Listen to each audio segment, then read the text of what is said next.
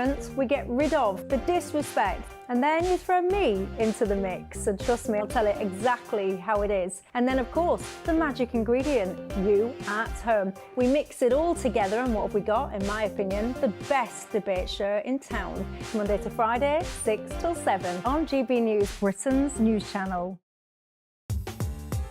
I'm Christopher Hope. From pop stars to politicians, I'll interview anybody in a pub who's got a political opinion. Join me every Friday on Spotify, Apple Podcasts, YouTube or gbnews.com, or wherever you get your podcasts. This is GB News, the People's Channel. Every Saturday, 10 till 12, we'll bring you all of the news that you need to know. We'll also remind you that there is so much to smile about. It's my favourite time of the week. I get to relax, enjoy some light-hearted stories, and let Ellie teach me about fashion too. That's Saturday Morning Live, every Saturday, 10 till 12. Only on GB News, Britain's news channel.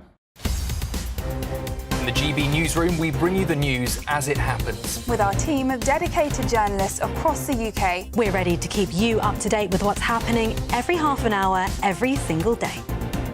Bulletins here on GB News. The People's Channel. Britain's news channel. Are the newspapers getting you down? My wife didn't divorce me that month. Struggling to separate the wheat from the chaff? I know that it's a bit of a circus at the best of times. Well, don't worry, Headliners has got you covered. We'll take the burden of reading the day's news, and if we get depressed, who cares? It's an occupational hazard, frankly. That's Headliners on GB News from 11 p.m. till midnight, and the following morning, 5 till 6 a.m. on GB News, the comedy channel. Nah, just kidding. Britain's news channel. Good afternoon, Britain. Your lunchtime update on the stories that matter across the UK. From breaking news and insightful analysis, inspiring stories and lively debates. You're comparing yourself to a former Prime Minister. Which is it? Stay informed, stay updated, stay entertained. I just don't know how anyone would not want to be there. Every weekday from midday. We are Good Afternoon Britain, only on GB News. Britain's news channel.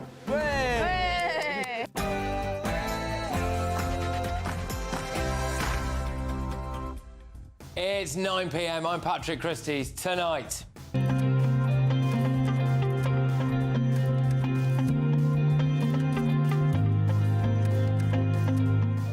a sign of what's to come in Keir Starmer's Britain. Villagers take legal action against a brand new housing development for asylum seekers. Also, the Labour Party is very clear that it is calling for a sustained ceasefire in Gaza.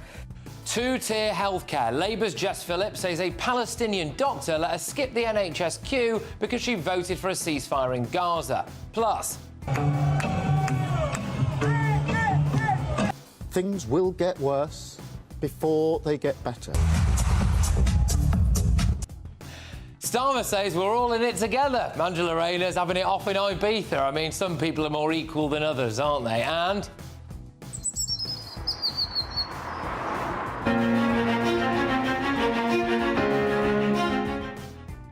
well, Rayner has allegedly drawn up a plot with the unions to create a 4-day week. Not much growth there. And Esther McVey is in hot water over a tweet about Starmer's smoking ban. But she's definitely not backing down, and she will be live with me to explain it. Plus, in fact, the asylum seekers tell us they're bored and unhappy. oh, should we pay illegal immigrants to go home? On my panel, it's ex-BBC and ITV chief John Sargent, entrepreneur and businesswoman Joanna Jargiu, and political commentator Alex Armstrong. Oh, and it's James Cleverly Wright.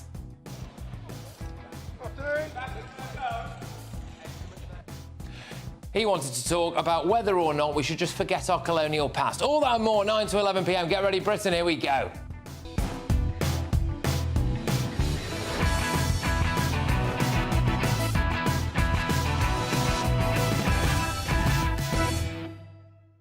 Should we pay illegal migrants to get out of Britain? Next.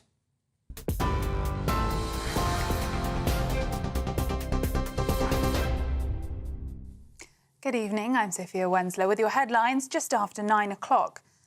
Police say they are following active lines of inquiry after launching a murder investigation following the death of a 13-year-old boy found stabbed to death at a house in the West Midlands. The teenager was treated by paramedics but died at the scene in Oldbury yesterday afternoon. No one has been arrested so far, and Chief Superintendent Kim Madill gave a press conference earlier today. And we are following active lines of inquiry to find the suspects. We know that the incident took place inside his home, and I would appeal to anyone who has information to come forward. We have local officers and youth workers in the area over the coming days, so please speak to them directly if you have any concerns or information that you would like to pass to us. Now, a 14-year-old girl has been killed after a Russian strike on the eastern Ukrainian city of Kharkiv hit a playground. That's according to local officials there. At least 5 other people were killed and dozens more injured in the strikes, which also hit a residential building in the city near the Russian border. The strikes came just hours before Zelensky dismissed the head of his Air Force, Lieutenant General Mykola Oleshchuk. Back in the UK, Dame Priti Patel has officially launched her Conservative leadership campaign, promising to revive the party with a focus on the future. The former Home Secretary also denounced Sir Keir Starmer's recent speech as feeble, pitiful and dishonest, criticising his approach to trade unions, criminal justice and the economy. Speaking in London earlier, she declared the Conservative Party as the greatest in the world. Under my leadership, I will bring our party experience and strength, and I will get us back to winning ways. But before I say more about my offer to members of Parliament, my plans to empower our loyal and dedicated party members, and my commitment for our party to serve the nation and the British people with professionalism and integrity. Meanwhile, Deputy Prime Minister Angela Rayner has been spotted raving with a top DJ at a super club in Ibiza. Video footage shows Miss Rayner dancing in a DJ booth while being cheered on by the crowd at High Ibiza on the Spanish party island. It comes just days after Sir Keir Starmer warned the nation of a painful autumn budget. And Extinction Rebellion have started 3 days of protesting in Home Park near Windsor Castle. The climate activists said they chose to have Windsor Castle as a backdrop as it perfectly symbolises an out-of-date system in urgent need of change. Protesters at the Windsor camp, though, have said that they don't plan to storm the town's castle. Those are the latest GB News headlines for now. I'm Sophia Wensler, more in an hour. For the very latest GB News direct to your smartphone, sign up to News Alerts by scanning the QR code or go to gbnews.com/alerts.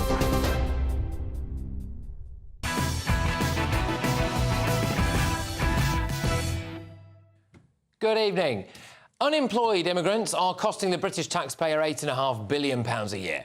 Many of them aren't even looking for a job. A record 1.6 million non-UK nationals are either unemployed or economically inactive has just emerged. And this figure doesn't include foreign students or asylum seekers, apparently. So let that sink in. We are obviously a soft touch. And just to emphasise what a soft touch we are, check this out. In Germany, a Syrian asylum seeker allegedly stabbed 3 people to death at a festival of diversity. Now, the German leader has decided to cut all asylum seeker welfare payments, instead just giving them a bed, bread and soap if they flout EU immigration rules. So in Britain, though, we've had numerous attacks by asylum seekers like Ahmed Alid, who travelled through around 13 other countries before we decided to take him in. He stabbed an elderly man to death to avenge Palestinian deaths. That was in Hartlepool. So what is this Labour government thinking of doing now, then? Getting you, the taxpayer, to pay for people to leave voluntarily. Now, Yvette Cooper has supposedly launched the Home Office reintegration programme, which means people from Albania, Bangladesh, Ethiopia, Ghana, India, Iraq, Jamaica, Nigeria, Pakistan, Vietnam and Zimbabwe will be given free accommodation, help getting a job, cash, care and food packages if they agree to go home. The Home Office has budgeted 15 million quid for this, so I suspect it will end up costing us a heck of a lot more. Oh, and if they haven't got their documents, which, you know, let's be honest, well, we'll help them get new ones, won't we? So I do wonder, what message does this send out? So if you come to Britain legally, you can have a life on the dole. And if you come to Britain illegally, you can get everything paid for, and if you decide that you want to leave because it's not quite worked out for you, then we'll pay for that as well. Well, I mean, I can't wait for Labour to tell us about that economic black hole again. And let's get the thoughts of my panel this evening. I am, of course, joined by the ex-BBC and ITV political top dog, John Sargent, businesswoman Joanna Jarju, and political commentator Alex Armstrong. John, should we pay illegal migrants to leave? Yeah, if you can, I think you can now do it on all the areas that you can by encouraging people to leave if it suits them and if you can support them. People can't decide whether or not. Make sure that illegal immigrants can't work, because that'll prove to them that it's not worth emigrating in this way to Britain. Or what we're going to do now is to make sure they can work. I mean, what you've got to do is try and have an orderly system. First of all, make sure that you have a proper hearing as to whether they've got asylum or not, then what the options are. Now, some of them will want to return voluntarily to their country because, in fact, it won't have worked out as well in Britain as they thought. In which case, you save a lot of money, because you'd save a lot of money if they agree. Rwanda cost enormous sums of money, and they wouldn't even have their system resolved until they got there. So the idea that this is somehow wrong to say to people, look, would it help you to return to your country, and it will therefore mean it'll be cheaper for us? That seems to be straightforward. Yeah, we say it's straightforward, but I think it's almost like we're paying twice, aren't we? Because we're paying for people to come here, we're paying for the ones who do decide to stay, and we're also going to pay for the ones who decide to leave. Yeah, it's another slap in the face for working class people, isn't it? Our taxes are going up, we're at an all-time high. We've got cost of living at all-time high, we've got energy bills going up, but there's people, as you rightfully said in your intro, Patrick, that are going to come here for free, get bed and bread for free, get a job for free. You're better off leaving this country, chucking your passport in the water and pretending you're from somewhere else. That's a massive slap in the face to British people, and then it's an incentive to come to the UK, not a deterrent. And what people want is a strong policy to deter people, not a weak one where we hand out more cash. We're paying £8.5 billion quid, it sounds like, Joanna, for legal migrants who aren't working or even in some cases looking for work. No, but for the legal migrants and for people who are granted refugee status, there's a lot of kind of myth of what these people actually get. You know, they get on benefits is apparently another myth, or they get housing and they're at the front of the queue and all of this.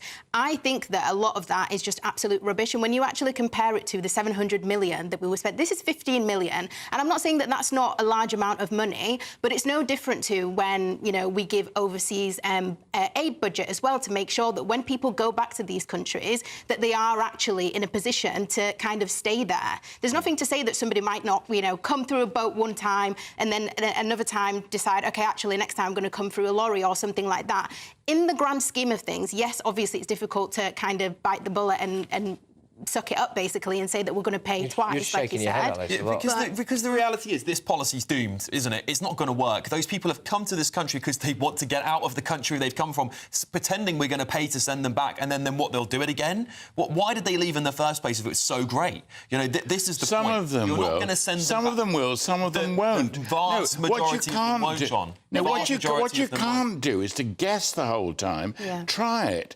Try all sorts of things. We Try weren't and break saying that the about gangs. Rwanda, were we? We weren't saying try Rwanda out. We were saying Rwanda wouldn't have worked. Give them some money. That's great. Yeah, no, Alex, Rwanda, you know perfectly well that Rwanda wouldn't have worked. And I'm saying this won't work either. And that's the thing, right? So no, hold on a moment. If somebody says yes, and there's a system by which they can receive help in order to return home, and they agree to it voluntarily, not because they've been tortured, not because they've done this or that, but simply say, would this help you?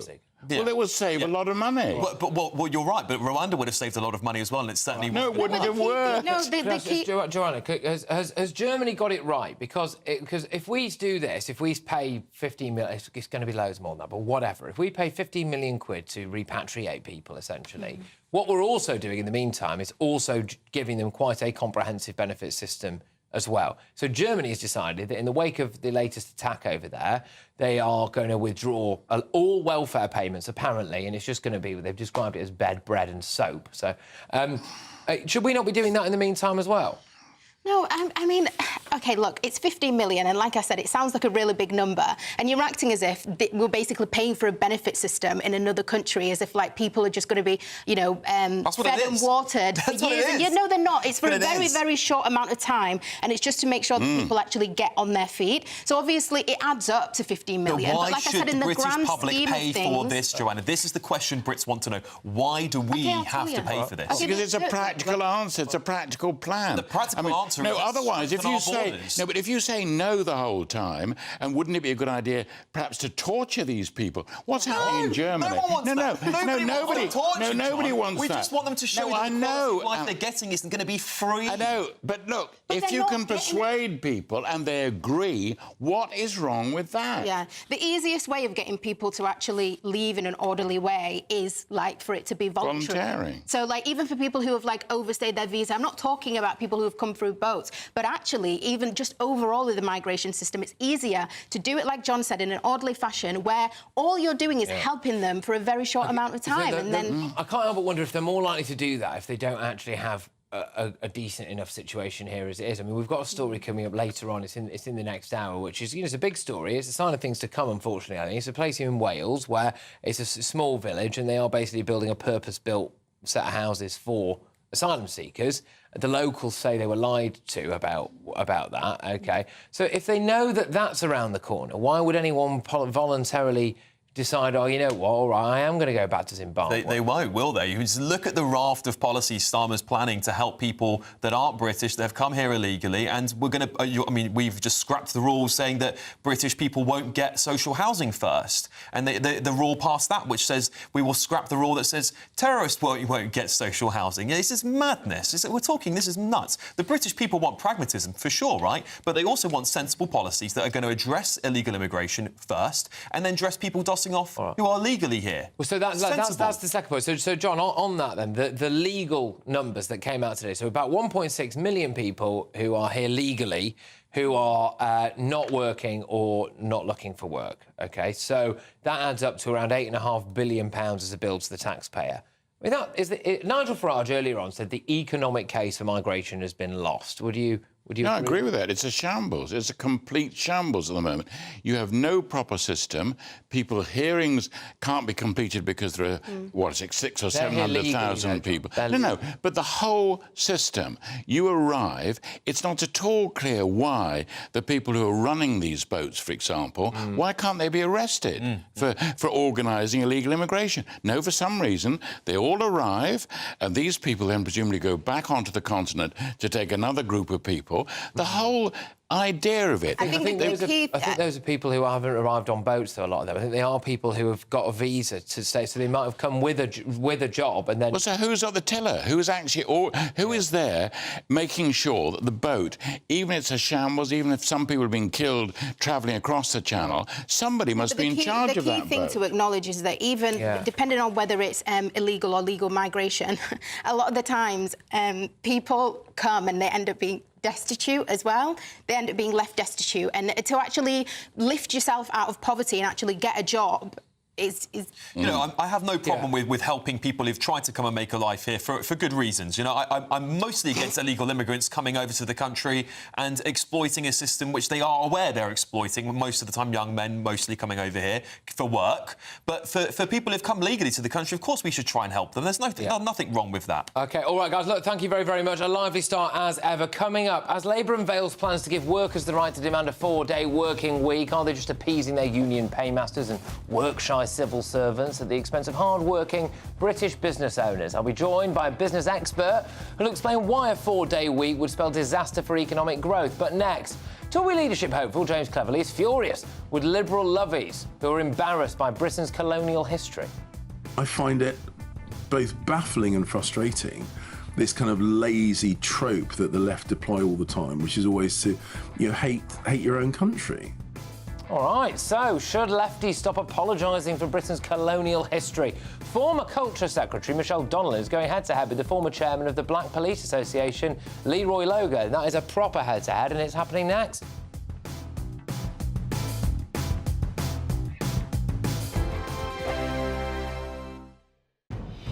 Good afternoon, Britain. Weekdays from midday. Luis Elizondo, says that he worked at the Pentagon and that he knows that they have recovered material that is not from this Earth. He resigned after believing his government wasn't taking the threat of UFOs seriously. So have they been covering up alien material from us? I don't think the claims that are being made in Luis Elizondo's book, Imminent, are new, but I think what we have to pay attention to is the seniority of, one, Luis Elizondo, and two, the people who recruited him, and indeed the people he worked for, which was the Department of Defence and the Pentagon. You think that he was in a position to know about this? Yeah, he would have been. He would have been speaking to the individuals who were taking part in these investigations. You're showing some of those clips just now that potential incursions by objects controlled by a non-human intelligence, potentially. We're not saying alien necessarily, but something non-human. Seems a bit far-fetched to me, Andrew. I'm a sceptic. When people say sceptical, I think as a species, we're relatively new in terms of what we do in space. But right now, we've got a robot on Mars that drives about and has a little helicopter drone that every so often comes up, flies about away 10 feet from it to collect samples and comes back.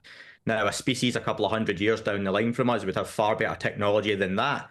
So who's to say what we're encountering aren't just really advanced probes from something else that's just slightly ahead of us in the technological scale? I don't think that's too far stretch of the imagination. When you do see things like what we just saw there, which was made public, the New York Times did a big expose on all of this, and actually, you know, the world didn't end. We weren't all outside fighting each other for scraps of food and burning down the nearest Lidl, were we? We just thought, oh, that's quite cool. I think now we have to look at it and maybe take a step back, look at the people coming out now, talking about UFOs and thinking, is there something to this that we've maybe been overlooking? GB News, the People's Channel. Welcome to State of the Nation, daily plunge into the stories shaping our country. I'm Jacob Rees-Mogg, and Monday to Thursday we bring you the insights, the facts, the truth about how our country is being governed. Because what happens in Downing Street matters down your street. Tune in to State of the Nation every Monday to Thursday, 8 to 9 o'clock. Only on GB News, the People's Channel, Britain's news channel. Join me, Camilla Tominey, for a frank and honest discussion with those in power that cuts through the spin and gets to the heart of the issues shaping our nation. You haven't confirmed that you want to stand as leader, but you haven't ruled it out either. This report basically says that he's not fit to stand trial. Is he indecisive? Incompetent? I deliver the dose of reality Westminster needs. That's the Camilla Tominey Show at 9:30 every Sunday on GB News, the People's Channel, Britain's news channel.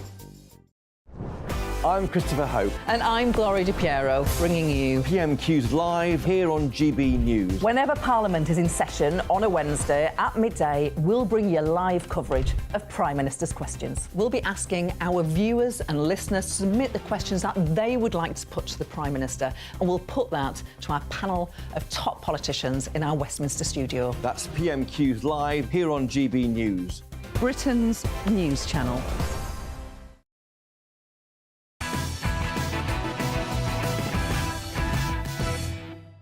Welcome back to Patrick Christys tonight. Now, coming up is Labour's plan to allow workers to demand a 4-day week, an attempt to just appease their union paymasters, or, as I suspect anyway, maybe the civil service. But first, is it time we stopped apologising for Britain's history? It's time now for the head-to-head. OK, so Tory leadership hopeful James Cleverly has blasted what he calls liberal lovies for their apologetic attitude towards Britain's colonial history. He was speaking to GB News political editor Christopher Hope, and he had these harsh words for those people who were embarrassed by our country's past. With regard to the British Empire, when people particularly, I won't say people on the left, but progressives, say how proud they were of the UK, that we had a Prime Minister of Indian heritage, a Home Secretary of African heritage. That would not have happened had the British Empire not existed. So you cannot, in good conscience, be proud of the ethnic diversity at the top of the British establishment, for want of a better word, without also recognising that this country's amazing history was instrumental in delivering that. I find it both baffling and frustrating, this kind of lazy trope that the left deploy all the time, which is always to, hate your own country.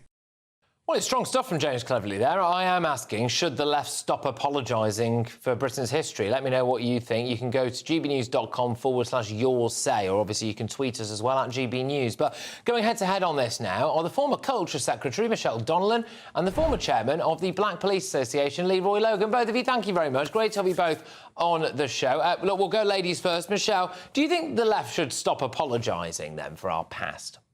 Well, yeah, I don't think they should have started in the first place, to be honest. We've got to get real and have a bit of common sense here. You know, the people alive today weren't alive at that time. We didn't see it. We didn't participate in it. We didn't support it. We haven't endorsed it in any way. So call it out, definitely. But we should be learning from our history and teaching it warts and all. And there are good bits of our history and there are bad bits of our history, just like any nation. And trying to apologise for these things doesn't actually change our history in any way. It might make people feel a little bit better about themselves, but actually how you can change the future is by teaching history. But let's also remember, we've got a fantastic history. You know, we are the country with the people that invented the telephone, the World Wide Web. We're the one of the instrumental nations in defeating fascism, in actually leading the charge globally to end slavery. These are the things that we should be proud of. We should be taking pride in our nation. All right, Leroy, I'll whiz it over to you now. I mean, just addressing what James Cleverly said directly there about how we have had numerous different people in, you know, very prominent positions of power in this country, especially politically, who come from a variety of different ethnic minority backgrounds. And he says that actually we've got that because we had colonialism. Well, I think it's like everything. You know, it's context for the individuals, what's happened in their family, what's happened in their heritage. I mean, James Cleverly is entitled to his views, but I think what he exhibits is a term of minority response to dominance. So he is accepting a lot of history. He's not avoiding it, and he's definitely not aggressively opposing it. That's the sort of thing I do, because we know that certain parts of history is very checkered, and unfortunately, until quite recently, they didn't even teach slavery. They didn't teach even the Windrush, and now through the scandal, everyone knows about it. So it seems to be the tendency to just cherry pick what you want, and as a result of that, people will accept it. But that's long gone. People are not going to accept it at face value. They're going to research it. They're going to look at things and to ensure that they got the real truth. OK.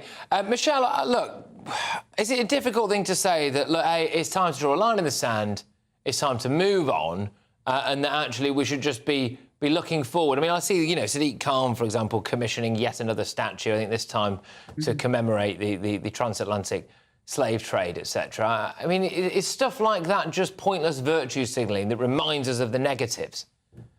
Look, I think it is important to remember our history, warts and all, and that's how we prevent atrocities happening in the future. That's why we mark every year, Holocaust Remembrance Day, and those things are important. But when it comes to just endless virtue signalling that's using taxpayers' money, I think it's wrong, and we should call it out. Just recently, in the last week, we've seen Keir Starmer take down a portrait of Margaret Thatcher again, erasing history as if it didn't happen. You know, this is a constant drive that we do see on the left to try and pretend and deny that certain parts of our history didn't happen. Well, they did happen, and we should stand up for that, and we should be custodians of our history. Leroy, how can we always simultaneously claim things like the left does? Like, you know, diversity is our greatest strength, and Britain is this fabulous multicultural melting pot that gets it right when, you know, it's better than anywhere in the world when it comes to that. And then also simultaneously claim that actually, you know, we're quite awful with that. Actually, we have massive amounts of racism here, and that our past is absolutely sickening. It just struck me that maybe the left is a little bit confused on this topic. Well, I think we just need to acknowledge that certain things have been glorified in such a way that you would never think there was a negative side to it. Look at all the different statues all around the country that are from slave owners who have, amassed massive millions of pounds. OK, it may have fed into the Industrial Revolution and helped, developing modern society. But like everything, you can't just let it sit there and say, that's it. I'm not into tearing down statues. I think relocating them is possibly. So at least when people go into museums, they get a balanced view. And I think that's all what we really expect. So that no one's going to be gaslit to say, well, listen, there's nothing to see here. Everything was fine. Because we know it's not just black and white. There are grey areas of complexities. And I know that this country is like other European countries, even America, where their history is checkered. But in America, we know they're actually putting in legislation to stop people even knowing anything about slavery and the Confederacy and what they got up to. And that's ludicrous. And I just hope this country doesn't sleepwalk into those sort of things, be honest with themselves, be honest with their history, and ensure that our future generations know the whole part of their culture and their upbringing and celebrate it, warts and all. All right, Michelle, just to kind of... kind of put words in James Cleverly's mouth, to be fair, right? But taking what he said maybe to its natural conclusion, do you think people on the right like Britain more than people on the left? I think there is a general tendency on the left to shy away from a sense of national pride and a sense of believing in Britain that has spread to the point where people almost feel a little bit reluctant to display a sense of national pride. And that's really discouraging. You don't see that in other countries. You don't see that in America. You don't see that in Australia. And because of that, we've lost some of our social cohesion that knits us together and would help prevent things like riots like we've seen this summer. And so we need to unite as a public. And we can only do that if we believe in our country together. We have a lot going for us. It's a fantastic place in the world to live. Are there things that are wrong? Absolutely, like any other place in the world. But we should be proud of where we live and what we stand for and our country. And we shouldn't be afraid to display that. Leroy, final word to you on this. I wonder if the balance has been tipped and actually in attempting to try to teach, especially children in schools, about some of the negatives about British history, what's actually happened is we've taught people to hate Britain and our past. Well, listen, I'm a grandfather and I see that my grandchildren are getting a more rounded view of what is needed. I wouldn't say we've passed any sort of tipping point. I think we're just trying to catch up with stuff that's been sanitised over the years. I didn't get taught anything about slavery or Windrush when I was a youngster in the 60s and 70s. So it's about time. All I would like to think that we acknowledge all of these things and don't try and say, well, you know, Britannia ruled the waves and there wasn't a negative to it. You know, I know that slavery, the reformists, there was a lot of work done. But remember, they started, UK or this country started it beforehand. So in a lot of ways, they're clearing up their own mess. All right, OK, well, look, clearly we could talk about this all evening, but thank you very, very much, both of you. Thoroughly enjoyed that. That was the former Culture Secretary, Michelle Jonlan, there, and the former chairman of the Black Police Association, Leroy Logan. Well, look, coming up, I've still got loads coming your way, because Esther McVey, well, she's been slammed, really, for a tweet about attacking the Prime Minister's outdoor smoking ban. But, I mean, true to form, the straight-talking Tory MP has massively hit back. She's warning that Starmer's socialist government should send shivers down everybody's spine. She's got a lot to say, and I'm very pleased to say she'll be saying it on this show in a few minutes' time. But first, Angela Rayner has been caught raving with her celebrity pals in Ibiza.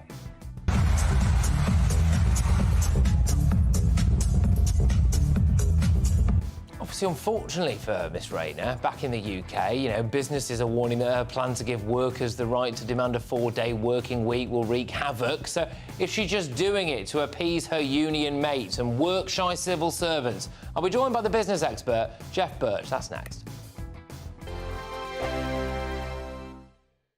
Good evening. Here's your latest GB News weather update coming to you from the Met Office. Now, as we head through the end of meteorological summer and into autumn, there will be some heavy thundery showers around this weekend, but also quite a bit of fine weather, because at the moment we do have high pressure still dominating our story, which has settled things down today and will keep things mostly dry overnight. Lots of clear skies for many of us, although a bit more cloud pushing into the southeast through the early hours of tomorrow morning, the breeze picking up a little bit here and 1 or 2 showers are possible as well. Otherwise, lots of dry, clear weather, and under the clear skies, it is going to turn a little bit cool. Perhaps not as cool as last night for many of us, but across parts of Scotland, temperatures could drop to low to mid-single figures. There may also be a few pockets of mist and fog around first thing tomorrow morning, but in the southeast, it's going to be a bit of a cloudy start. That cloud is going to spill north and westwards through the day, with some showers becoming a bit more widespread as well. However, across central northern parts of England and Wales into Northern Ireland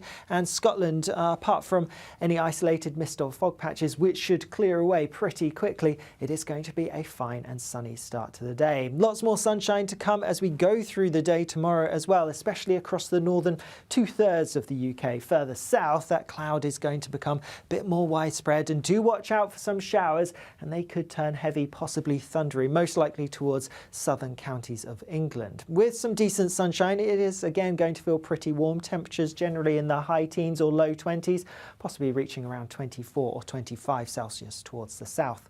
Looking ahead to Sunday, and there will again be some thundery showers around, most likely down the eastern side of the UK, but they could push a little bit further westwards into more central areas at times, and these could be heavy enough to cause some localised impacts, so do take care. Otherwise, some more wet, unsettled weather to come as we go through the beginning of next week. Whatever your plans this weekend, I hope you have a great one.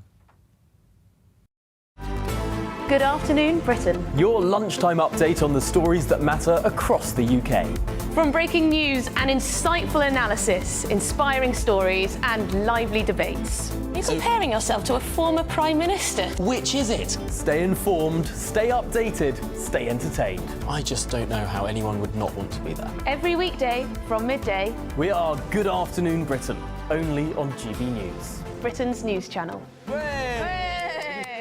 Hi there, I'm Michelle Dewberry, and I'm going to take a second to tell you all about my show, Dubes & Co. We start off with the issues of the day. We then bring in both sides of the argument. We get rid of the disrespect. And then you throw me into the mix. And trust me, I'll tell it exactly how it is. And then, of course, the magic ingredient, you at home. We mix it all together, and what have we got, in my opinion? The best debate show in town. Monday to Friday, 6 till 7 on GB News, Britain's news channel. Are the newspapers getting you down? My wife didn't divorce me that month. Struggling to separate the wheat from the chaff? I know that it's a bit of a circus at the best of times. Well, don't worry. Headliners has got you covered. We'll take the burden of reading the day's news, and if we get depressed, who cares? It's an occupational hazard, frankly. That's Headliners on GB News from 11 p.m. till midnight, and the following morning, 5 till 6 a.m. on GB News, the comedy channel. Nah, just kidding. Britain's news channel.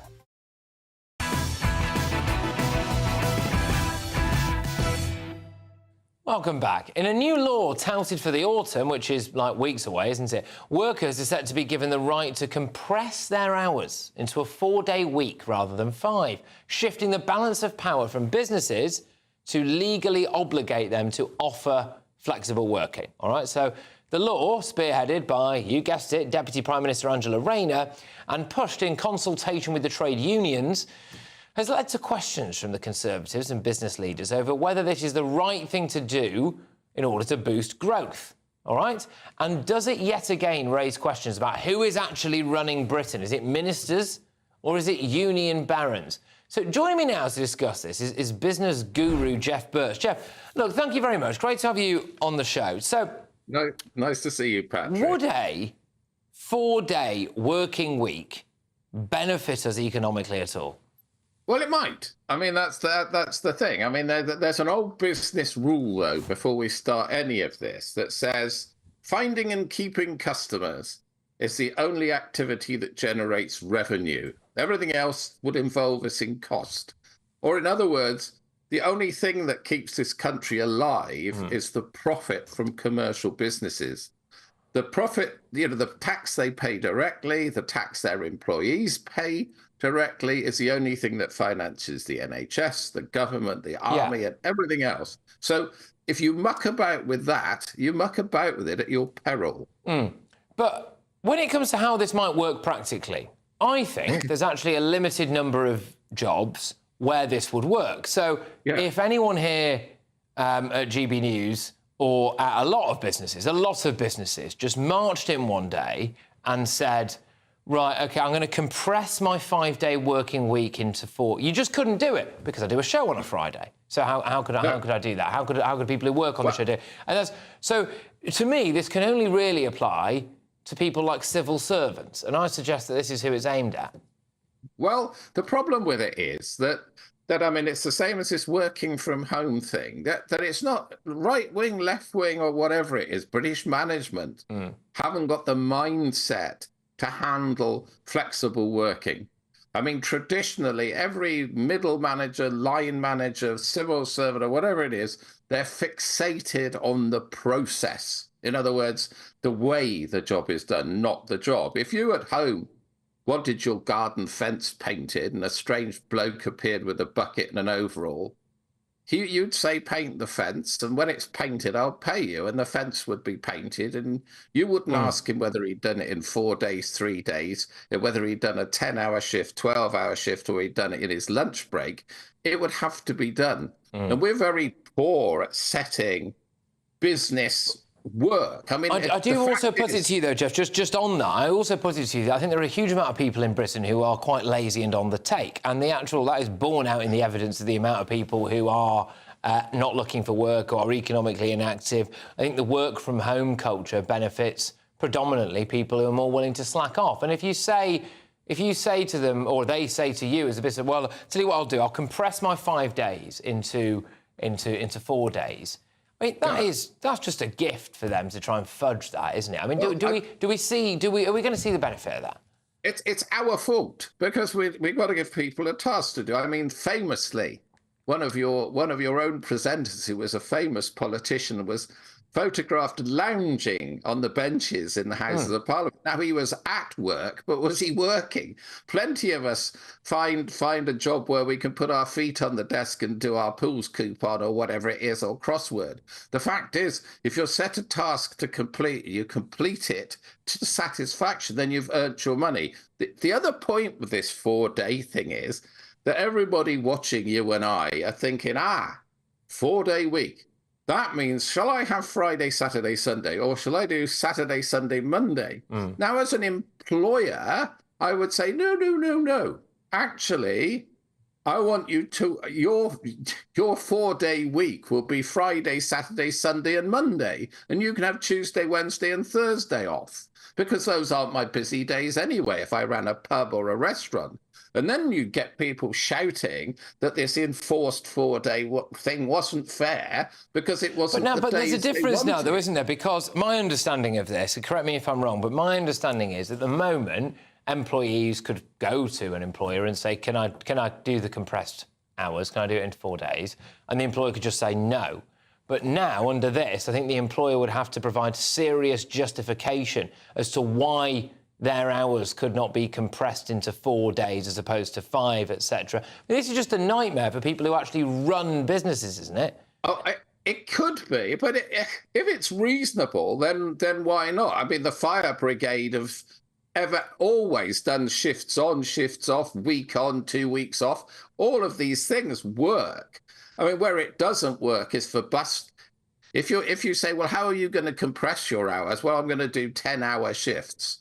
But you're one of my bus drivers, and you can't stay at the wheel for 10 hours, or you're one of my airline pilots, and I'd rather like you at the controls of the aircraft for the 12-hour flight to New York, please. Yeah.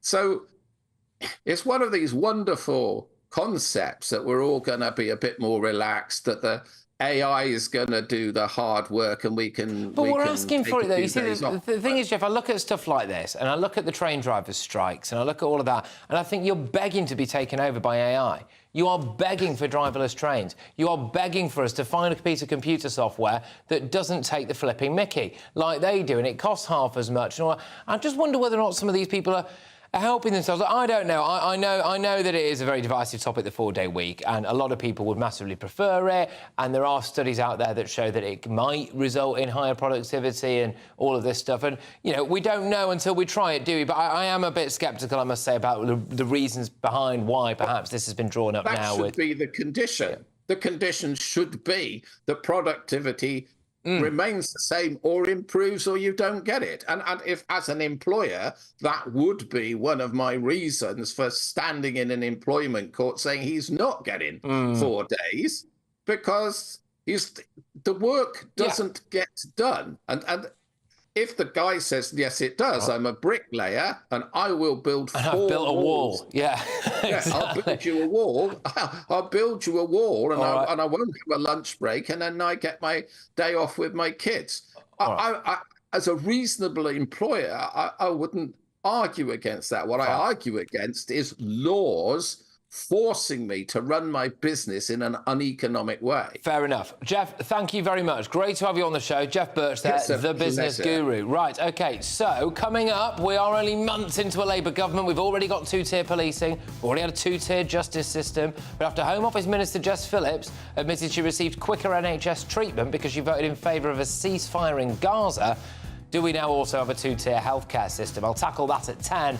But next, Tory MP Esther McVey, well, she got into a bit of hot water, I suppose, over some comments she made about the Prime Minister's outdoor smoking ban.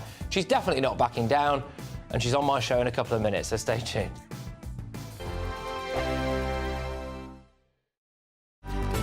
Good afternoon, Britain. Your lunchtime update on the stories that matter across the UK.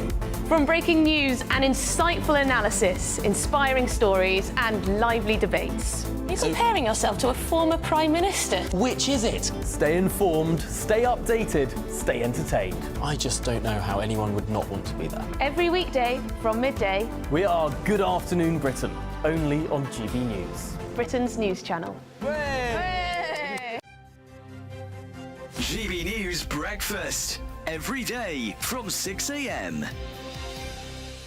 An army veteran has become the world's most tattooed woman after a 10-year journey to ink 99.98% of her body. I mean, that's really nearly everywhere. But I wonder, I mean, yes, she is unusual, and you'd know her if you met her, frankly, wouldn't you? But are tattoos acceptable they're becoming more and more acceptable just amongst all of us, aren't they? But what about in the workplace? 99.98% of her body tattooed. Do you think this would affect the way that she is received at work? I do affect it would how she is seen at work, just purely because tattoos are still so stigmatised in the workplace. In today's rapidly evolving society, the traditional standards of what is socially acceptable are being redefined. Facial tattoos, full body tattoos, once stigmatised, are increasingly seen as a form of personal expression, and there shouldn't be a barrier to one's professional or social life. If you are going for a job, for instance, we make up 90% of our minds about somebody within the first 3 seconds. And I have written a book on body language, and the face is just so important. You need to have the smile, you need to be able to read the facial expression, even when we're speaking. Now, if the face is really heavily tattooed, you can't do that. Jade said that there is still this stigma, particularly to facial tattoos. We do judge people with tattoos, don't we? We do. Unfortunately, we do, because it's not the norm. And as a human being, we tend to judge what is not the norm. And as Jade says, we are getting much more used to it. It is much more socially acceptable. But a lot of firms will say, if you've got a tattoo, you cover it. We don't want tattoos in the workplace. GB News, the People's Channel. Welcome to State of the Nation, daily plunge into the stories shaping our country.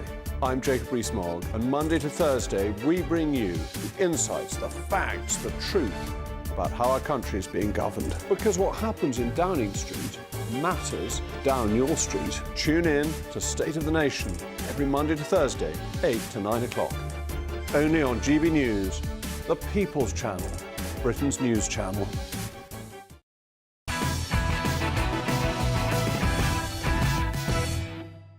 Hello and welcome back to Patrick Christys Tonight. Now, the Tory MP and former Minister for Common Sense, Esther McVey, well, she got a bit of backlash in the last 24 hours after posting on X, making her feelings known on the proposed outdoor smoking ban enforced by our dear leader, Sir Keir Starmer, appearing to draw parallels with the Holocaust. So the tweet read, first they came for the communists and I did not speak out because I was not a communist. Then they came for the Jews and I did not speak out because I was not a Jew. Then they came for me and there was no one left to speak out for me. pertinent words re Starmer's smoking ban. Well, the words apparently come from a 1946 poem by Pastor Martin Niemöller, a vocal opponent to the Nazi regime during World War II. Well, now, there was a bit of anger going on as a result of this. The Board of Deputies of British Jews, who have called for an apology, has been seen both on social media and in the press. Esther McVey has hit back, though, at accusations of disrespect to Holocaust victims. She posted a very forthright statement, reading, "Nobody is suggesting that banning smoking outside pubs can be equated with what happened to the Jews at the hands of the Nazis. It is ridiculous for anyone to suggest that that's what I was doing. It's called an analogy. This new socialist government should send shivers down everyone's spine." Well, I'm very pleased to say Esther McVey, MP, joins me now. Esther, thank you very much. Great to have you on the show. So there has been a bit of pushback, hasn't there? So do you want to go into a bit more detail about, I suppose what you really meant by this, what your overall message is? Well, this is a parable. I remember being taught about it at school, and it's a powerful parable about the importance of standing up for other people's freedoms, even if they're not yours, even if you don't do it, I don't smoke. But it's about that, standing up for other people's freedoms. And, you know, speaking out, nobody spoke out. And in no way is it drawing a comparison about the banning of the smoking outside with what happened to Jews at the hands of Nazis. No, it's not. It's an analogy, and it's talking about those who seek to restrict people's freedoms, start with easy targets and move from there. And I was saying, look at what the socialist government is doing, whether that's stopping freedom of speech, whether that is now stopping other people's freedom, smoking outside. You see now that they're finding this £22 billion hole in the finances that weren't there at all because they're coming after your money. They're going to give you taxes. You also see that they've got draconian laws coming through now about confiscation of people's land because they actually want to build on it. So what I was saying here, and this is the importance, it is about standing up for other people's freedoms. And I believe in freedoms, and I won't be bullied by the left-wing Twitterati and the established media who don't like the terminology. It was not an equivalence in any way. That's what it was about. It's also a little bit rich, I think, given recent events, for people on the left to be coming out now and clutching their pearls about something that may or may not involve the Jewish community. I would politely suggest that they might want to track their own track record on that. But, you know, when it comes to the idea of Sir Keir Starmer's government sending shivers down people's spine, I mean, I think you alluded to a couple of things there, but do you think he is genuinely authoritarian, or do you think he's a man who's just got a big majority, his back's against the wall a little bit, and he's trying to stamp authority without being authoritarian? Oh, no, he's absolutely an authoritarian. Oh, yes, I mean, really, nobody put him under any pressure during the general election. Well, what are you going to do? What is your government about? And then you see that really he got into office, you know, under really, I would say, a cloak of lies. I mean, he was talking to the Conservative Party. What are you going to do about pensioners? What are you going to do with the winter fuel payment? Then he comes in and has the audacity to withhold winter fuel payment from 10 million pensioners. Nobody knew about this. Nobody knew about the draconian measures he was bringing in. And you will see yet more coming through. People are talking about, and I've never heard this before, people talking about two-tier policing and two-tier justice system. If we don't like it, you'll have a harsher penalty than if we do. That is absolutely chilling. And I'm not blaming the police here at all. I am on the side of the police. They are directed in what they do. No, I am saying to people, actually, watch out. This isn't a Labour government. This is a hardcore, extreme left socialist government. And that's why this blanket phrase that he uses, if he wants to close down any debate or argument, oh, you are of the far right. I've never heard such nonsense. And I'm saying to people, you need to start speaking up. You need to now start looking at what he's doing and the justification he's now giving to stop things and alter things. And I will say that winter fuel payment, removing it from 10 million pensioners, more or less, because all of a sudden he found a £22 billion gap in the finances. He did not. the bang to rights on that. Now, what they've chosen to do is collapse to their trade union paymasters and give these big pay increases, and also go down this net zero zealot-like path. That's where the money's going. They shouldn't be taking it away from pensioners. Honestly, watch out. Mark my words. So on the pensioner side of it, and on the smoking thing as well. So Keir Starmer's two arguments to that are, well, the Tories have left us in an economic mess, and the other argument when it comes to smoking is, well, actually, I'm doing this for your own good. I'm doing this for your own good. Smokers cost the NHS X amount a year. It's a preventable death. That's his line. So he is trying to, well, blame the winter fuel thing on the Tories, and also try to pretend that, well, sorry, say that he's doing it for our own good with the smoking. I'm assuming you don't buy either of those two things. Look, I'm not a smoker. I don't smoke, and you're quite right, that's about education. You know, don't do it, know the downsides on it. But like I said, you start on an easy target and move from there. Now, what you'll also do, and it's interesting actually that Nigel Farage has come from a different perspective, talking about, you know, you're not sort of managing to close down any illegal drug taking. You're not doing any of the hard lifting, as it were. No, what you're doing now, something that's legal, you're going to clamp down. And I always look to prohibition, and that's sort of, again, where he's going, oh, it's all for the good of your health, but we're going to stop you being able to do it. Prohibition has never worked, whether it's alcohol, whether it's, I don't know, smoking. It does not work, and people will find another way. And I think that's what Nigel Farage was looking at now, the sort of illegal cigarette sort of trade. So no, I know he always will have the excuse, we're looking after you. You couldn't look after yourself. We're actually going to look after you. You don't need your freedoms, because actually the state's going to do that for you because we know better than you. And I don't agree with that. And the point that you were trying to make as well, just to kind of bring us back full circle in the last minute or so that we've got here, but the point that you were trying to make there was, well, you know, we need to start speaking up about this, because it could get worse, in your view. Oh, I absolutely do believe it will. Yeah, absolutely do believe it will. We have got a hard left socialist government, and unfortunately, because none of the mainstream media put this government under any spotlight during the general election, nobody knew what they voted for. They voted for change, they certainly did, but what is the change we're all going to get? And as it looks now, it's not a good change. 50-odd days in, and I think there's a lot of buyer's remorse here. What have we voted in?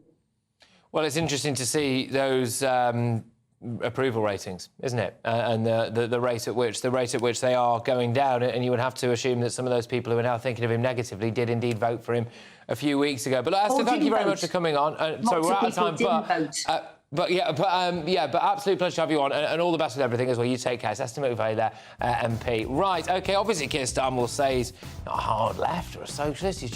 He's just doing what he thinks is best for us and for the nation. But coming up, as a council in Wales plans to move those in need, such as refugees, into a brand new housing development in a small rural village. Are they railroading over the concerns of local residents in order to appease the Open Borders Brigade? We've got a firebrand political commentator and a migration expert in the shape of Lee Harris on that. Locals are taking the government to court over that. But next, Home Office Minister Jess Phillips has made a jaw-dropping admission. She skipped the NHS queue because she voted for a ceasefire. Shocking stuff. That warm feeling inside from Boxed Boilers, sponsors of weather on GB News. Good evening. Here's your latest GB News weather update coming to you from the Met Office. Now, as we head through the end of meteorological summer and into autumn, there will be some heavy thundery showers around this weekend, but also quite a bit of fine weather, because at the moment we do have high pressure still dominating our story, which has settled things down today and will keep things mostly dry overnight. Lots of clear skies for many of us, although a bit more cloud pushing into the southeast through the early hours of tomorrow morning. The breeze picking up a little bit here, and 1 or 2 showers are possible as well. Otherwise, lots of dry, clear weather, and under the clear skies, it is going to turn a little bit cool. Perhaps not as cool as last night for many of us, but across parts of Scotland, temperatures could drop to low to mid-single figures. There may also be a few pockets of mist and fog around first thing tomorrow morning, but in the southeast, it's going to be a bit of a cloudy start. That cloud is going to spill north and westwards through the day, with some showers becoming a bit more widespread as well. However, across central northern parts of England and Wales into Northern Ireland and Scotland, apart from any isolated mist or fog patches, which should clear away pretty quickly, it is going to be a fine and sunny start to the day. Lots more sunshine to come as we go through the day tomorrow as well, especially across the northern 2/3 of the UK. Further south, that cloud is going to become a bit more widespread, and do watch out for some showers, and they could turn heavy, possibly thundery, most likely towards southern counties of England. With some decent sunshine, it is again going to feel pretty warm. Temperatures generally in the high teens or low 20s, possibly reaching around 24 or 25 Celsius towards the south. Looking ahead to Sunday, and there will again be some thundery showers around, most likely down the eastern side of the UK, but they could push a little bit further westwards into more central areas at times, and these could be heavy enough to cause some localised impacts, so do take care. Otherwise, some more wet, unsettled weather to come as we go through the beginning of next week. Whatever your plans this weekend, I hope you have a great one. Looks like things are heating up. Boxed boilers, sponsors of weather on GB News.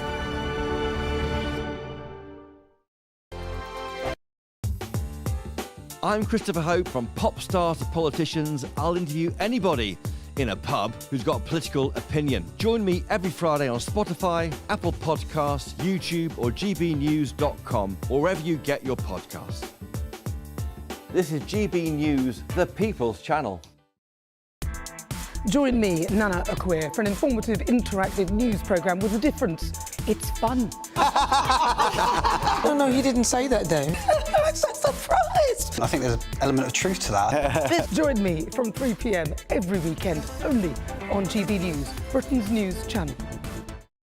We're proud to be GB News, the People's Channel. And as you know, we always love to hear your views. Now, there's a new way of getting in touch with us at gbnews.com/yoursay. By commenting, you can be part of a live conversation and join our GB News community. You can even talk to me, Bev Turner, or any of the members of the GB News family.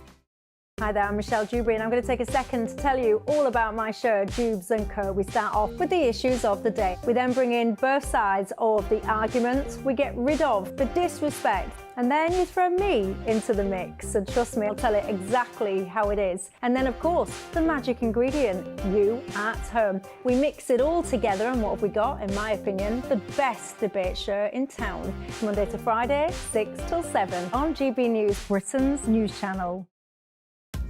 Are the newspapers getting you down? My wife didn't divorce me that month. Struggling to separate the wheat from the chaff? I know that it's a bit of a circus at the best of times. Well, don't worry, Headliners has got you covered. We'll take the burden of reading the day's news, and if we get depressed, who cares? It's an occupational hazard, frankly. That's Headliners on GB News from 11 p.m. till midnight, and the following morning, 5 till 6 a.m. on GB News, the comedy channel. Nah, just kidding. Britain's news channel.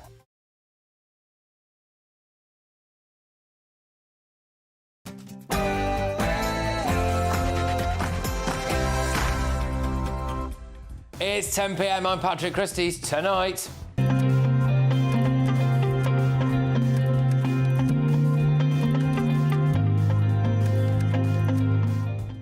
a sign of what's to come in Keir Starmer's Britain. Villagers take legal action against a brand new housing development for asylum seekers. Also, I understand that a strong woman standing up to you is met with such reticence.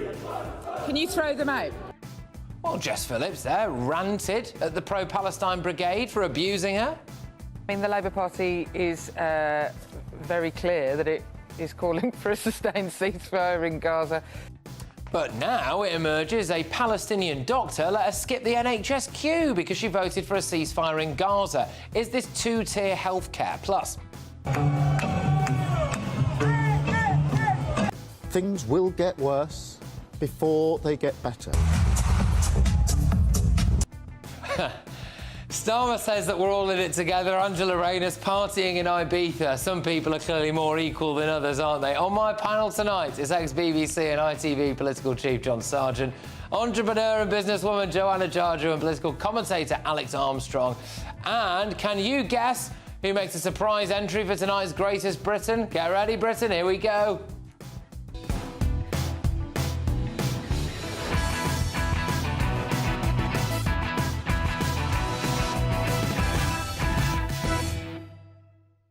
Well, apparently the NHS is pro-Palestine. Next.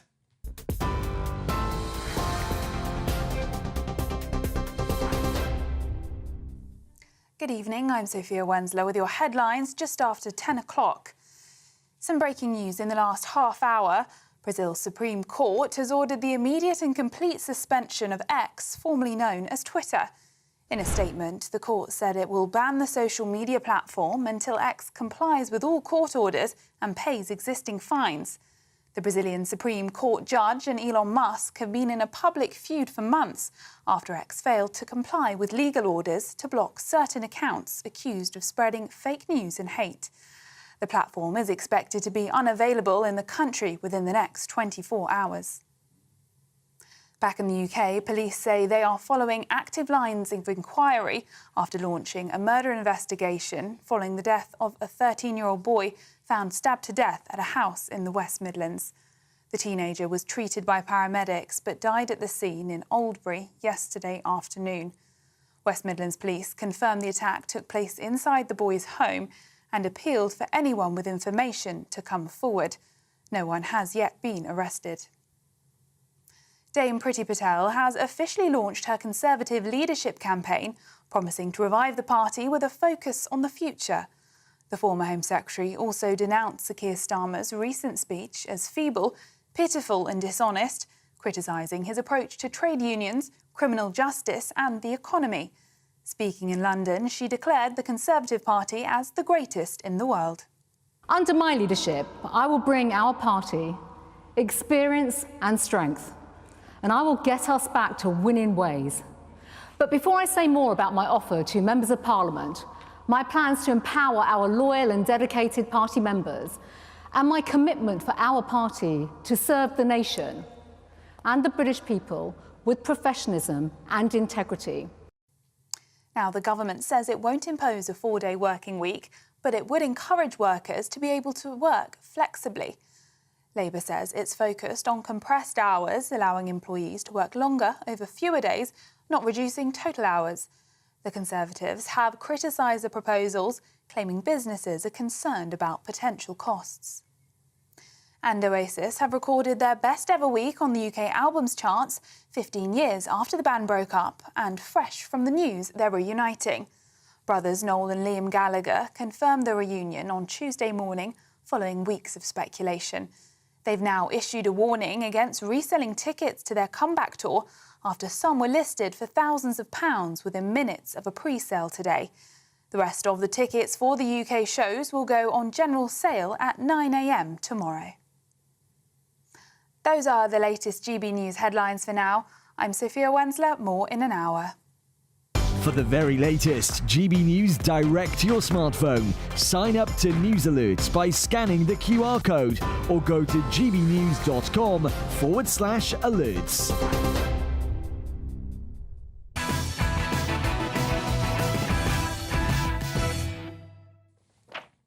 Under Labour, we've had two-tier policing, two-tier justice, two-tier politics, and now we've got two-tier healthcare.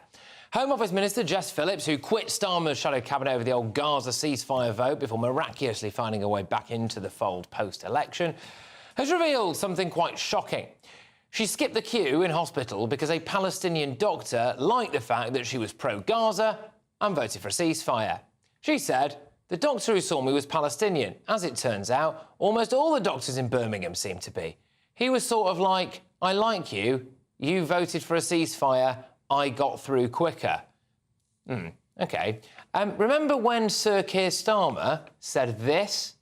If you had loved ones on a long waiting list for surgery, would you, if you felt that that was the only way forward, use private healthcare? Rishi Sunak? Yes. Keir Starmer? No. absolutely no if your loved one was on a waiting list for surgery? No. Well, it turns out you don't have to if you're a pro-Palestine Labour MP. You can just skip the hospital queue anyway, can't you? This is the same Jess Phillips who sparked outrage when she appeared to justify a load of Muslim men mobbing up on a roundabout in Birmingham to see off the mythical threat of the EDL, which didn't turn up, but later that same night, this did happen. Oh, the battery! See a Palestine flag in the back there, actually. Anyway, this is the same Jess Phillips, who is also the Minister for Safeguarding and Violence Against Women and Girls, who remained conspicuously quiet about a Muslim man attacking 3 women for not wearing traditional Islamic dress in Bradford. But the issue of a pro-Palestine MP getting preferential hospital treatment highlights something much bigger, in my view. If most of the doctors at the hospital in Birmingham were Palestinian, as she says, or even just pro-Palestinian, so not even actually Palestinian, just sympathetic to the cause, how would Birmingham's Jewish community have been treated at that time, do we think? We had an incident in Manchester where a Jewish boy was booted out of his bed by nurses wearing Palestine flag badges. It feels like every little bit of Britain's public sector has suddenly been politicised by the pro-Palestine brigade. The head of the National Education Union wants to globalise the intifada. There were civil servants out on the stump at pro-Palestine marches. The police turned a blind eye to criminal damage and anti-Semitism. And now doctors will give you preferential treatment if you support that cause. Well, prominent journalist Harry Cole even tweeted that he didn't realise that the H in the NHS stood for Hamas. There we are. It really is saying something if Sir Keir Starmer's 2 tiers extend to whether or not you get medical assistance.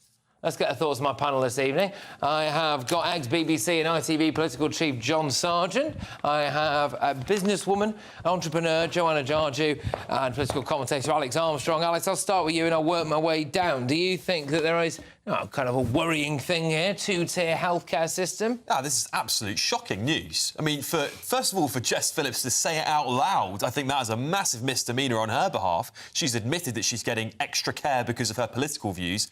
I think this doctor should be exposed and struck off immediately.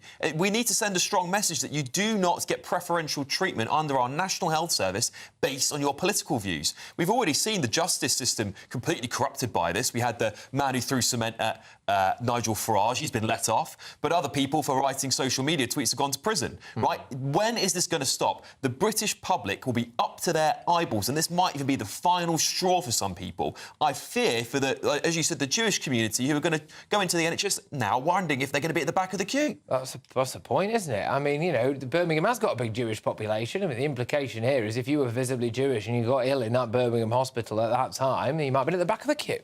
I don't understand why Jess Phillips has done this. It just seems like the most ridiculously stupid thing that you could do. She's basically thrown red meat at people like Alex now to be able to say, well, actually, there is a 2-tier healthcare system and people who support Palestine get preferential treatment. I might have to thank her. She has exposed it, hasn't she? No, well, she hasn't exposed it. What she's done is done something that's actually very stupid in the sense that I think that if you were in a hospital, if she was Elton John or Adele or something like that, you might get, really great to meet you. I know something about you because you're a public person. I think that people just treat you better in general if you're, a public figure. But I don't think that she was put to the front of the queue. Realistically, she went in the hospital as well because she had blue lips and had difficulty breathing. I think anybody who goes in A&E would get to the front of the queue with those symptoms. So she also said it was like she'd seen better hospitals in war zones, she said, than that one. Which, I mean, OK, I'm not convinced that's entirely true, is it? But John, if that was the case and she still decided to step over people and get seen by the lovely Palestinian chap, then, maybe that's a problem. Yes, no, it's terrible. I mean, she just doesn't realise that she's now in a completely different orbit now. She's in government, she's a junior minister, and the old phrase, of going back hundreds of years, is noblesse oblige. If you're in a position of power and responsibility, it's all the more important to realise that you don't push your way in the front, you do this and so on. I used to have lunches with cabinet ministers and I was amazed at the way they were polite to everybody. Why? Because they're right in the public eye. Everyone's watching them. She is now in a position, a prominent woman, Labour politician and a minister. She's got to be extremely careful, and to end up boasting about this shows incompetence as well as, frankly, just naivety. She's not in that position anymore.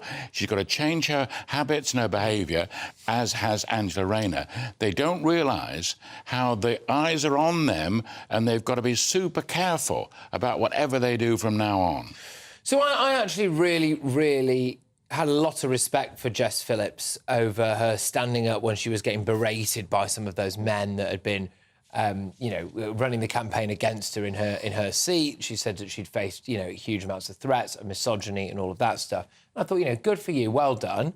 And then I look at this now and I think, well, is there a question, Alex, that our MPs could be compromised by things like, for example, the pro-Palestine issue? If you realise now that your public services have been captured by people who are sympathetic towards a particular cause, that actually you might then behave or vote in a certain way? Well, that seems to be the case. I mean, she's sort of sharing this message out to other MPs now. By the way, if you're in a slightly pro-Palestine area, you're going to get to the top of the queue if you go in and say X, Y, Z, I'm this MP. I think it's pretty scary, and I think that people like Keir Starmer said they want to have a fairer society, a fairer Britain, zero tolerance and any nonsense like that, should stand up and go, actually, I don't want someone like that in my government. That she's clearly... That's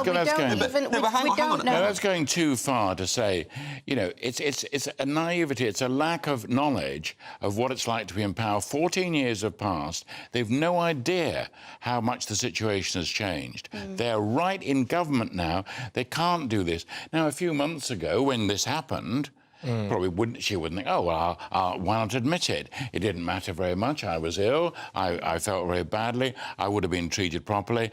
Wasn't it sort of strange that they should say I'd voted for the Palestinians? What she needs to realise, though, is that, her words now actually carry a lot of weight. And even if there was that one person who was in the minority who might have said, come in the queue jump, basically, because you support... But the thing is, as soon as she makes that statement, it makes it seem as if every single doctor... And then also pointing out that, the majority of them were Palestinian doctors. What she's done now is actually put a target on this person's head, and people are now going to be calling for this person to be fired. Well, they shouldn't do that. No, they shouldn't do that. She has openly admitted that he put her forward because of her political views. That is wrong. It should never happen. No, but he didn't say that, did he? That's what she said. Well, but I think for a lot of Jewish people in Britain at the moment, so the ones that I've spoken to, when people do go to shops or they use the public services, and there are people there who've got the Palestine badge on, OK?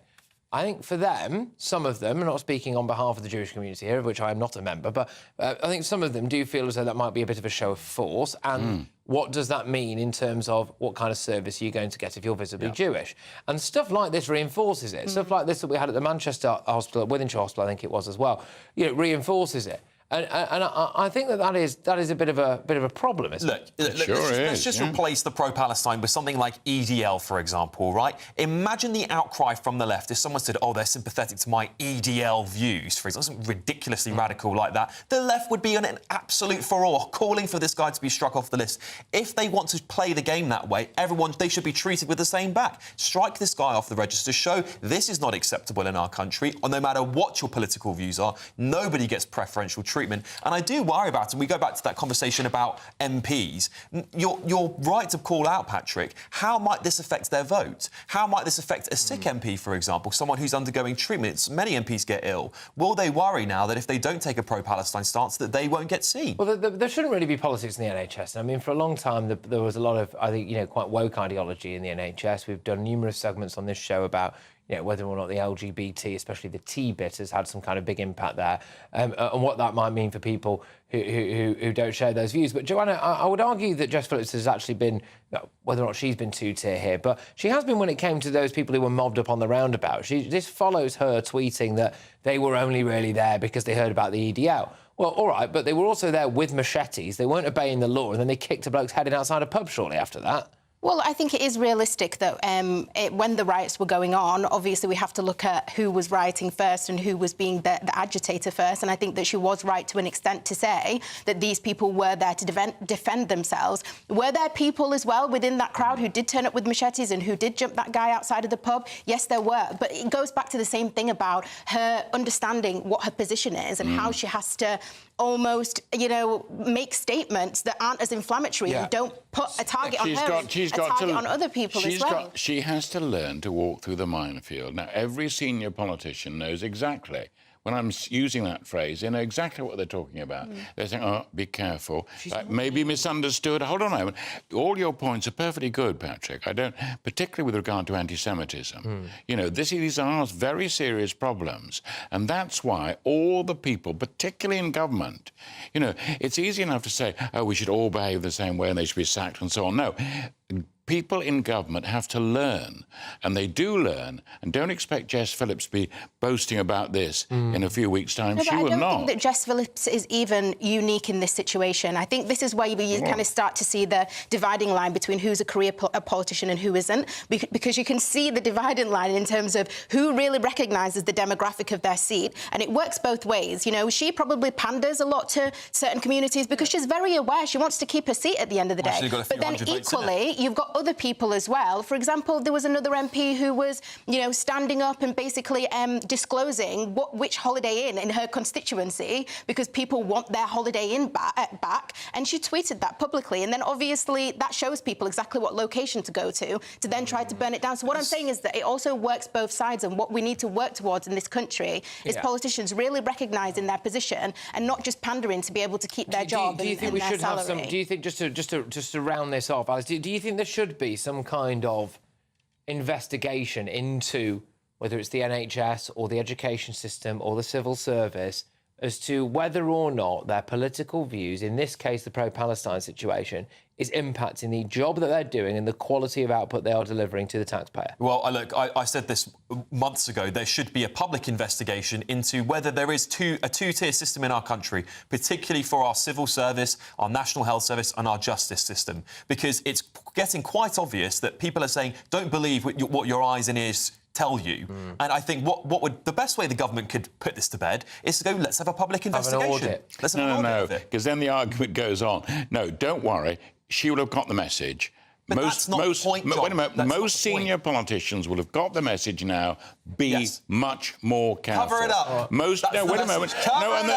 Don't be silly. No, and the doctors. Two-tier NHS, National Hamas Service. No, the doctors will also realise they shouldn't be doing this. I hope so. You're clutching at straws anyway. Everything is two-tier now because it's a justification. Well, it's looking like that, isn't it? It's so funny because it's like people have been talking about two-tier systems, whether it's systematic racism, whether it's about anything else, and nobody's been bothered. And now it's like, oh, well, you know, we would have liked to see more police on the streets in this other incident. Now you start to see what discrimination actually means when you feel like you're the victim of it. I think now more so than ever, we have been given some cast iron examples of things you can physically hold side by side. And yeah, all right, you're right. Maybe there was always. Patrick, there's been cast iron examples all the time. It's a matter of whether people choose to recognise it when it actually is on their doorstep or not. Because there's been really kind of severe things, even in the criminal justice system. You should welcome it then. You should welcome that. You should welcome it. If you're saying that there's a problem, then welcome it. Welcome an investigation. All right, guys. Look, we're going to have to draw a line under this now because I've got a cracking segment coming next. It's an exclusive for you. Look, but at 10:30, I will obviously have all of your front pages. Angela Rayner, she's jetted off to Ibiza, left her boss Keir Starmer to break the bad news to people. Things will get worse before they get better. And don't miss a GB News exclusive. Yes, that's right. Some good news for Nigel Farage's Reform UK. But next, plans for a massive temporary housing development in a little Welsh town, originally meant for Ukrainian refugees, has left locals scratching their heads, wondering who's moving in next door. So much so, they've taken legal action. A sign of things to come, I think. Stay tuned.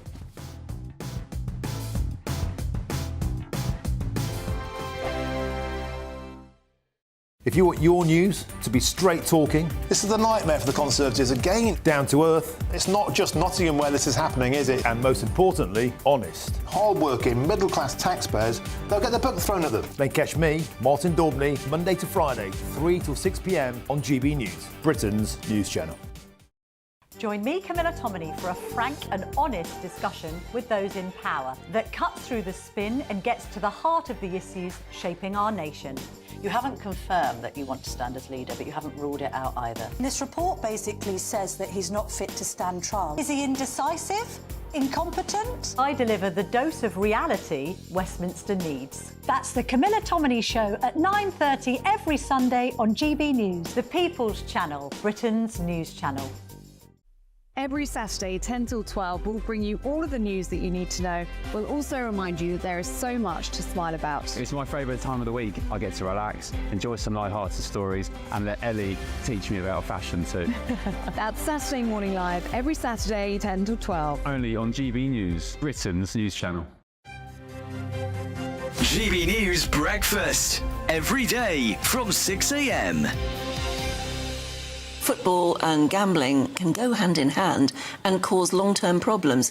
New figures show that young adults aged between 16 and 24 who have bet over the last year are more likely to report mental health issues compared to those in older age groups. And joining us now to discuss this is Matt Burgess, who is a former gambling addict and now helps those to deal with their own gambling issues. Yeah, look, I think gambling is one of those things that is so accessible now. You know, everyone's got a kind of mobile phone in their pocket, walks around with a kind of 24-hour casino, if you like. So I think it's really important that people realise that we have to sort of recognise that that is a month of quite condensed gambling, and we don't want people to sort of carry that on into their everyday life, because that's when it can become really risky and you know, it can become addictive. I had no idea, though, that it was linked to first-time gambling. For the first time, people might be able to pick up and have a go. And then it doesn't end there. It goes on, because by then you've got the bug. Is that how it works? You've got to remember, for things like the Euros, the World Cup, so you get a lot more people watching football and therefore potentially betting on football. May I ask you about how severe your own gambling addiction got? Well, look, I think there was a couple of touch points for me where I realised that things were getting out of hand. There were some times at university where, you know, I kind of thought, you know, I'm definitely doing this a bit too much, but, you know, kind of thought maybe it would move on once I left, but it didn't. It did follow me. And then, you know, I got to points where I was at my worst gambling 16, 17 hours a day. I was spending huge amounts of money. It can spiral out of control very, very quickly, and that was the important thing that we want to highlight is, you know, what can start as fun can become very, very dangerous in a sense. GB News, the People's Channel. Join me, Neil Oliver, every Sunday night at 6 p.m. on GB News. And if an hour is not nearly enough for you, go to gbnews.com for special extended episodes online every Friday at 9 p.m, where we can truly get into the nitty-gritty of what's going on. GB News, Britain's news channel.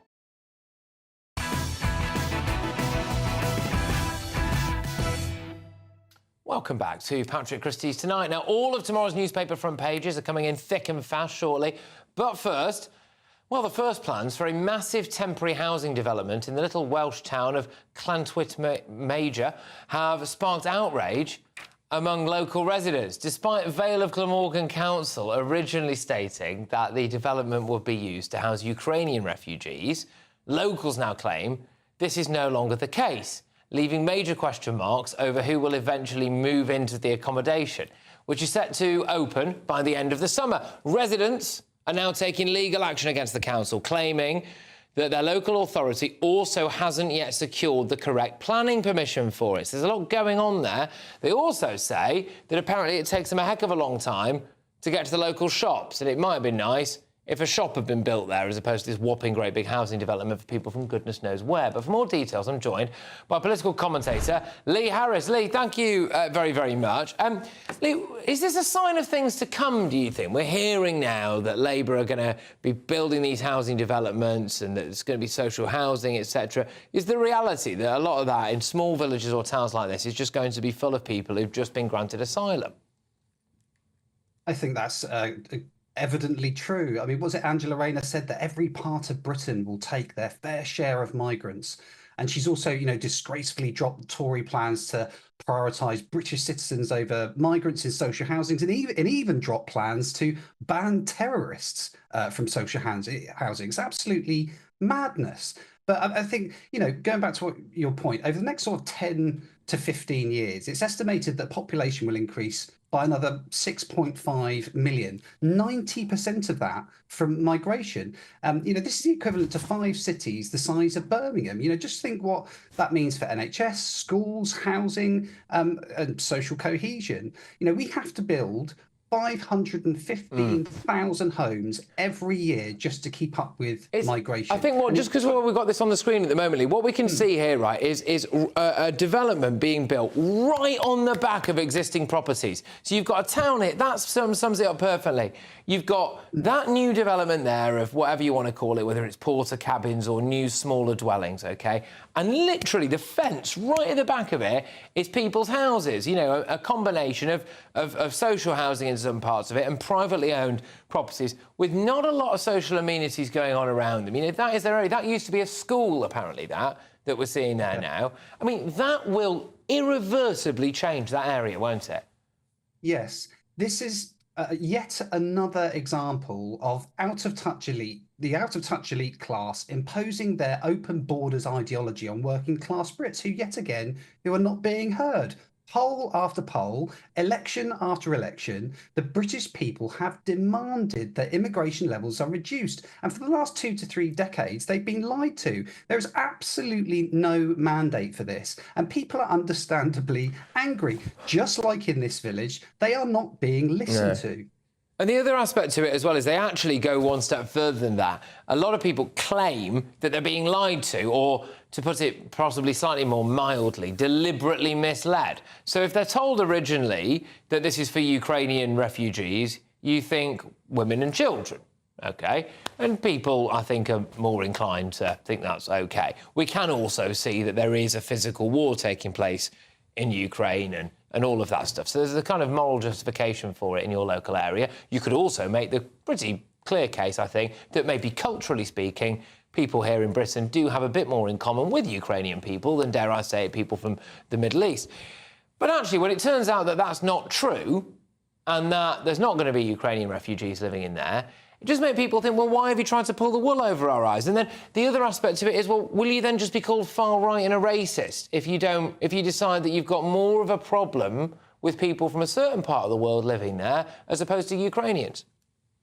Well, this is what gets me, Patrick, going back to what you said about trust. Trust at the moment in this country within politics is completely and utterly broken. I mean, just look at the last election with how no one pretty much turned out to vote for the Conservatives, and that's a slight underestimation. But that is because people they've lost complete trust. There's been so much lying going on about trying to reduce immigration that it is understandable that people just, especially in this situation, just don't believe what they're seeing. I mean, like you said, this housing area, they didn't, as far as I'm aware, do a proper consultation with the people that live there.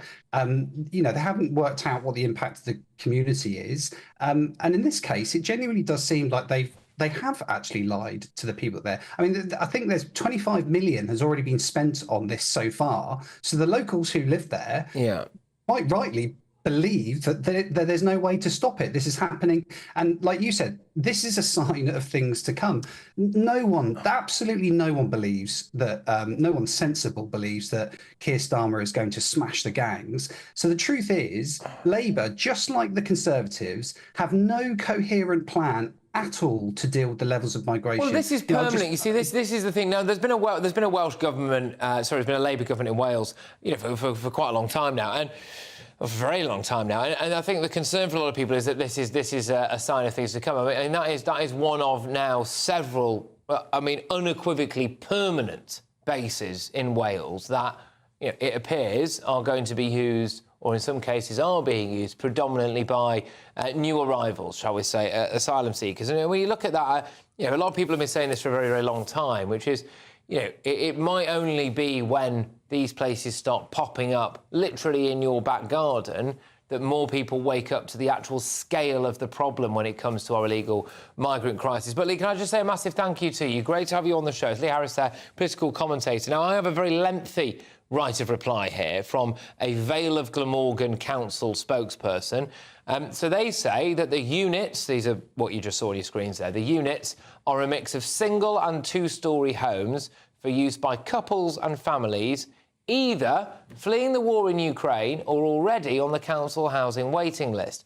The provision of temporary homes at this site is in line with the council's commitment to assist those who have suffered forced displacement as a result of conflict in Ukraine, and also reflects an urgent need to increase the availability of homes at a time when there is a significant shortage of housing. The council's planning committee received a range of representations regarding the application, all of which were considered as part of the decision-making process. So it remains to be seen, doesn't it, exactly who ends up living in those houses there. But coming up, well, I've got the very first look at tomorrow's newspaper front pages for you, so don't miss that. My press pack will be there to tackle it all. And, of course, yes, I think we will be dealing with the fact, won't we, that, you know, Angela Rayner, well, bless her, well, she's not dreaming up policies inspired by union, she's having it off in Ibiza. Things will get worse before they get better. Yeah, and look, hey, don't miss a GB News exclusive straight after the papers. It's good news for Nigel Farage's Reform UK. Stay tuned.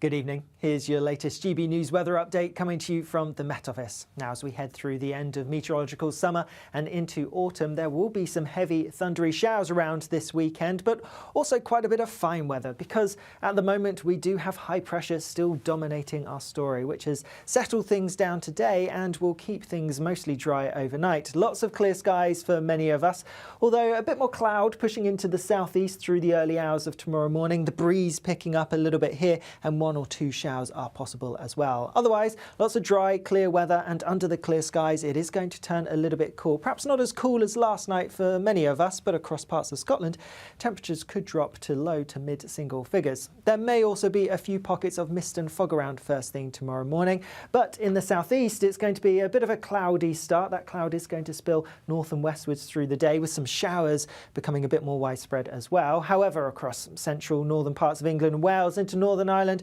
and Scotland, apart from any isolated mist or fog patches, which should clear away pretty quickly, it is going to be a fine and sunny start to the day. Lots more sunshine to come as we go through the day tomorrow as well, especially across the northern two-thirds of the UK. Further south, that cloud is going to become a bit more widespread, and do watch out for some showers, and they could turn heavy, possibly thundery, most likely towards southern counties of England. With some decent sunshine, it is again going to feel pretty warm. Temperatures generally in the high teens or low 20s, possibly reaching around 24 or 25 Celsius towards the south. Looking ahead to Sunday, and there will again be some thundery showers around, most likely down the eastern side of the UK, but they could push a little bit further westwards into more central areas at times, and these could be heavy enough to cause some localised impacts, so do take care. Otherwise, some more wet, unsettled weather to come as we go through the beginning of next week. Whatever your plans this weekend, I hope you have a great one. In the GB Newsroom, we bring you the news as it happens. With our team of dedicated journalists across the UK. We're ready to keep you up to date with what's happening every half an hour, every single day. Bulletins here on GB News, the People's Channel, Britain's news channel. I'm Nana Acquia. This is GB News, Britain's news channel.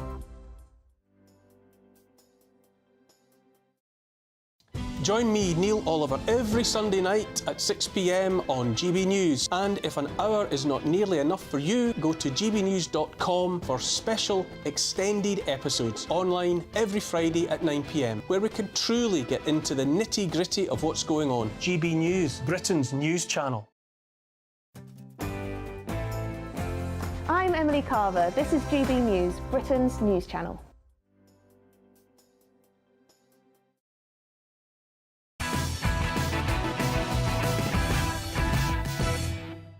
Welcome back to Patrick Christys tonight, and it's time to bring you the first look at tomorrow's newspaper front pages, so stay tuned. Right, it's the Daily Express. Is weight loss drug the secret to fountain of youth? Taking a weight loss drug could provide a fountain of youth, apparently, tackling the underlying causes of a wide range of conditions. So they are saying, this weight loss drug is called Wegovy, which is... It's in the same kind of bracket as Ozempic, I think, isn't it, this thing? They're basically saying it's got a load of other, good things for you as well. Let's go to the Times. Weight loss drugs curb effects of getting old. Oh, Ozempic's here as well. It slows biological ageing, says researchers. So this is supposedly some kind of miracle drug that, does more than just help you, stop being a fatty. Let's go to the Daily Telegraph. Ozempic hailed as fountain of youth. They've really gone on this. Is this really the biggest story for the country? I'm not sure it is, but hey, who am I to judge? Heart and kidney disease trials put pressure on the NHS to open up the drug to millions. Let's go over to the Daily Mail. William and Harry didn't share a word at memorial, so the estranged princes both attended their uncle's funeral service. But witnesses said that they appeared to stay apart. And also, as well, I read an article earlier on that appeared to indicate that the vicar himself had spoken out about it, which is quite unusual, isn't it, that? The vicar... Probably someone's collared him and gone, look, you've got to be honest, haven't you? You've got to be honest with me. There is also, on the front of the Independent, the big picture story there is Angela Rayner, or should that be Angela Raver? Hey. Deputy Prime Minister lets rip to house DJ in Ibiza Super Club. Can I just say, I've got some big questions about this, right? Because this emerged because Denise Van Outen put it on Instagram. She did the picture. So she's absolutely shafted Angela Rayner here by putting it out, unless Rayner wanted it. The other thing is, Angela Rayner isn't just at this Super Club. She's in the DJ booth, right? Two-tier clubbing. And I'm just going to say, it costs a heck of a lot of money to go to Ibiza and to go to these super clubs and to get in the VIP area. And I don't know. Maybe it was because of a stance on Palestine. Maybe. It could be. Joanna, see, she's getting it now. It could be. Right, final one, The Guardian. Thames Water lobbied officials for higher bills. Apparently, pressure was put on the government to make Ofwat allow big increases to your bills. Right, let's get stuck into Angela Rayner's trip to Ibiza. So she enjoys a vape, has often spoken about her love for the lethal Venom cocktail. Yes, Labour's Deputy Prime Minister Angela Rayner is certainly no stranger to a party, and fair play to her. She's hit the headlines after she was spotted partying in the DJ booth of an Ibiza nightclub last night. But that's very different from the sombre tone that her boss, Sir Keir Starmer, was striking on Tuesday, when he warned Brits of the pain to come at the budget in October.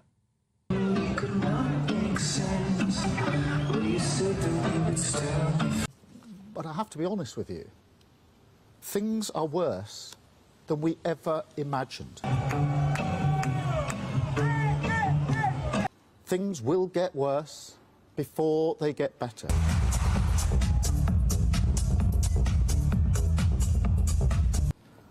There is a budget coming in October, and it's going to be painful. Well, there we go. So, I don't know. What do you think? Alex, is this a bad look for Angela Rayner at the time we're all being told to cut a cloth and everything? It's horrendous, isn't it? I mean, look, there'll be so many people who say, look, she's entitled to have a holiday and have a party. But these are the same people, right, who are going to tell you when Michael Gove was out partying that he should have been at work and it's a bad look for Michael Gove. So we're either for politicians having a party or we're not. Frankly, I think it's a bit of a slap in the face. You've got Keir Starmer over here in the UK crushing working class people's rights, crushing the pubs, and she's meant to be this working class hero, and now she's out in this one of the most expensive clubs in Ibiza, raving it up while her boss is out slamming the working Well, hang on a minute. While we're on the topic of two-tier, why wasn't anybody up in arms and why wasn't it like the leading story in the front of newspapers when Rishi Sunak, who is still leader of the opposition, if I'm not mistaken, was in a Michelin star restaurant in California while the riots, basically the country half the country. Yeah, I agree with you about that. I said that at the time. I did say that at the time. Right? But you're right. That was not picked up. He was in a Beverly Hills restaurant. Yeah. Well, by the way, I imagine he's going to be end up spending a lot of time in future. You know, this Michelin-star restaurant where I think you know, a pizza costs 40 quid or something like that. Yeah, but he'd lost the election, so he was no longer.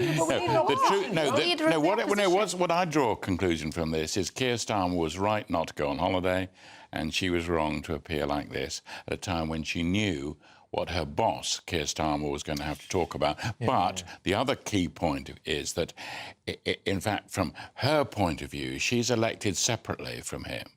So it's not he can't simply sack her just like that. No. So it always makes the power position of both of them very different.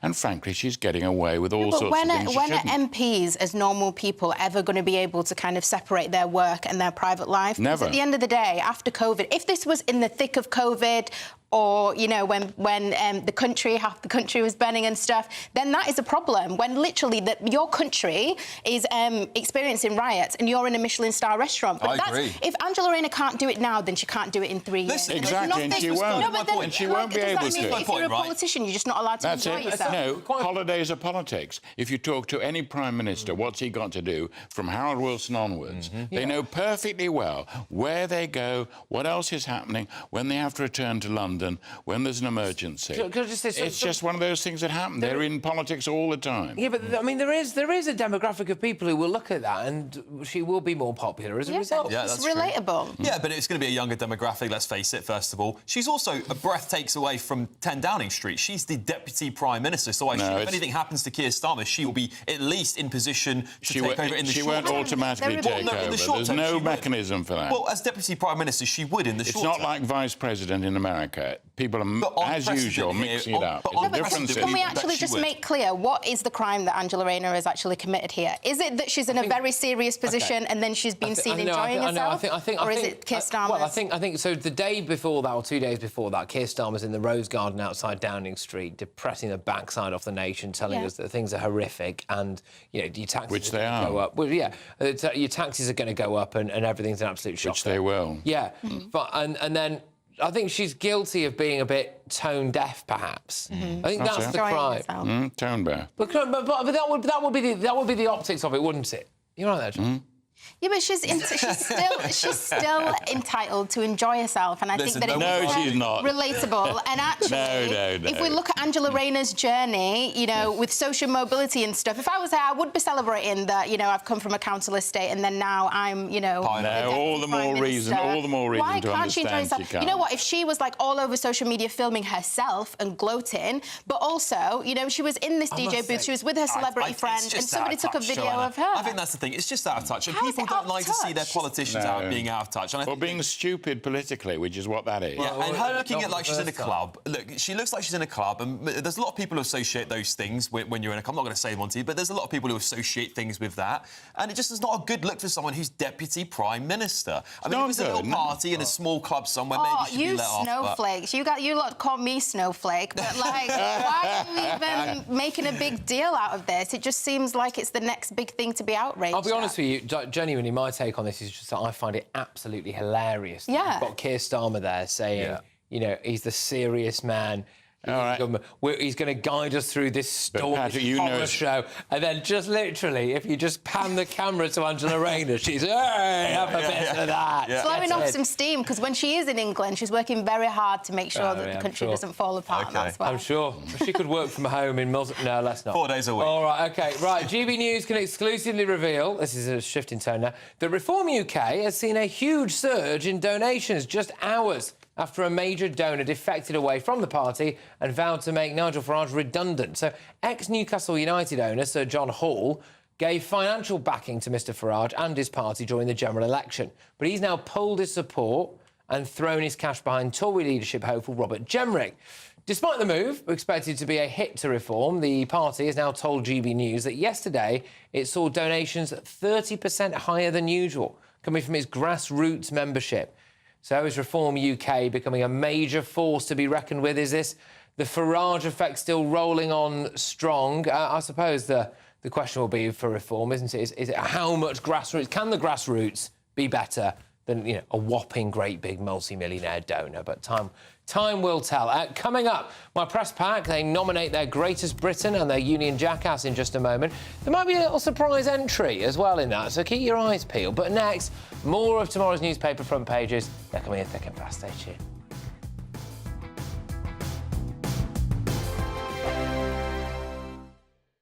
This is GB News, Britain's news channel. Top gear to top beer. See what we did there. Jeremy Clarkson. Hundreds of people had been queuing to be some of the first punters inside Jeremy Clarkson's new pub in Oxfordshire. It's called the Farmer's Dog, and it opened to the public at midday yesterday. Now, I mean, this is it's called the Farmer's Dog, and it's just outside of Burford, just off the A40. Jeremy Clarkson brought it with him, and yesterday there was a 4-hour queue for a pint at the newly opened bar. The serious point of this story, and what, to be fair, Clarkson's doing, is like he's done with his farm, Diddley Squat Farm, which has been a very popular TV series. It is actually promoting the British pub. Jonathan, we know they're closing at a rate of knots in this country. Because this is Jeremy Clarkson's comment on why Sir Keir Starmer is banned. They're a hopeless bunch. Starmer hasn't done much to endear himself to me yet. Well, have a look at farming. It might turn around. You never know. So, I mean, this is the thing. I mean, the political point here, David, isn't it? It's like, Jeremy Clarkson has raised, the issues of farmers in this country and how much of a struggle it is for them. And he's now doing the same for the pub trade. So there's a serious point to what Clarkson's doing. Absolutely. I mean, these are two things which are part of our heritage: pubs and farms. You're talking about farming. We do need to talk about farming actually, and what Brexit's done for farming. Not only what Brexit's done for farming, and now you have the government negotiating trade deals with countries, and the main things those countries want are better access for their meat in this country. Absolutely not. It's not Brexit that is destroying farmers in this country. It is what the government have done, both under Johnson and Sunak, and now Starmer continuing this in actually making farm subsidies related to the whole green agenda. So we start off with a nice friendly chit-chat about a pub and straight on to the B word. I never talk about Brexit anymore. GB News, the People's Channel.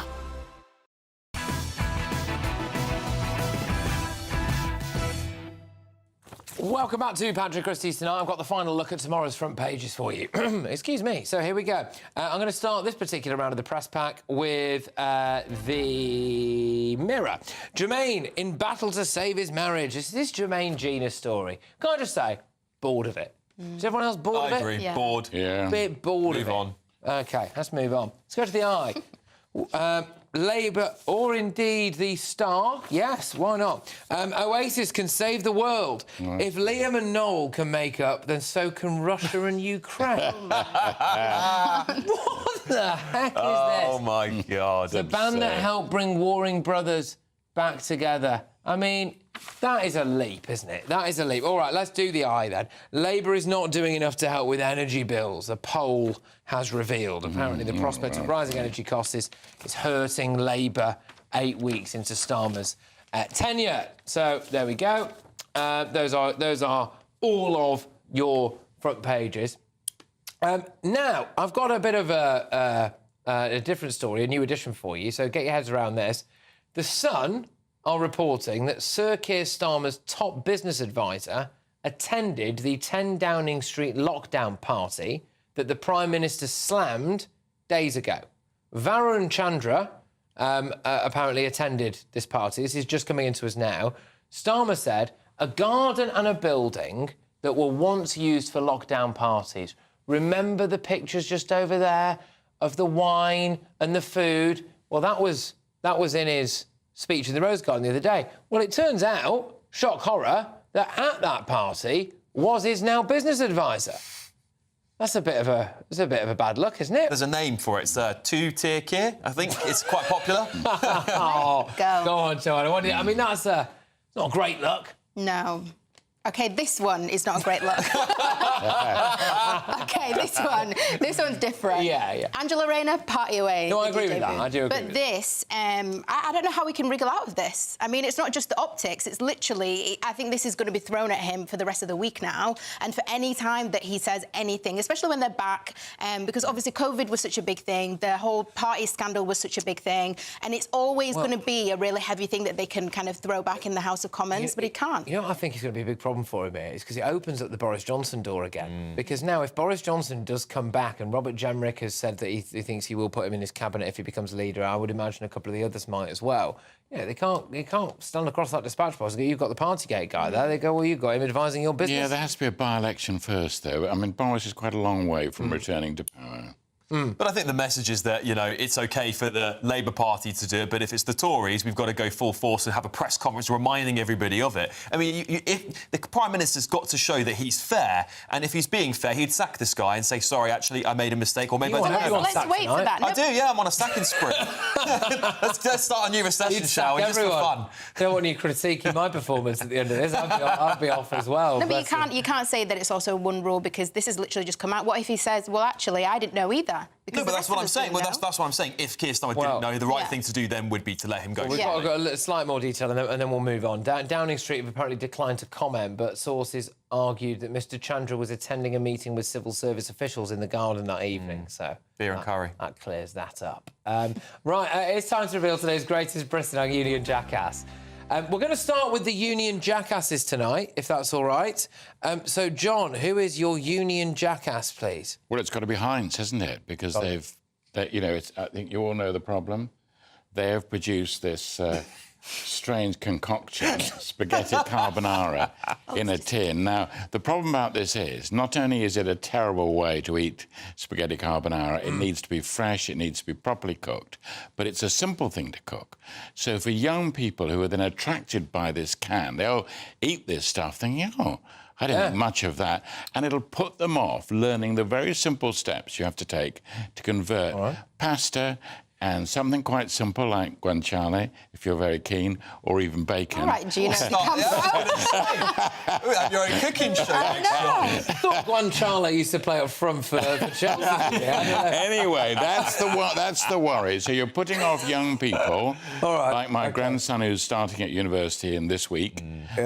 He would be busy, encouraged to make carbonara. I'm going to track him down and make him eat a tin of that. Send you a picture. Right, OK, John, who's Union jackass? Mine is Jas Athwal. I didn't even know who he was, but now he's all over the papers, being the Labour MP who's been accused of renting out his flats that have black mould and ant infection. Yeah.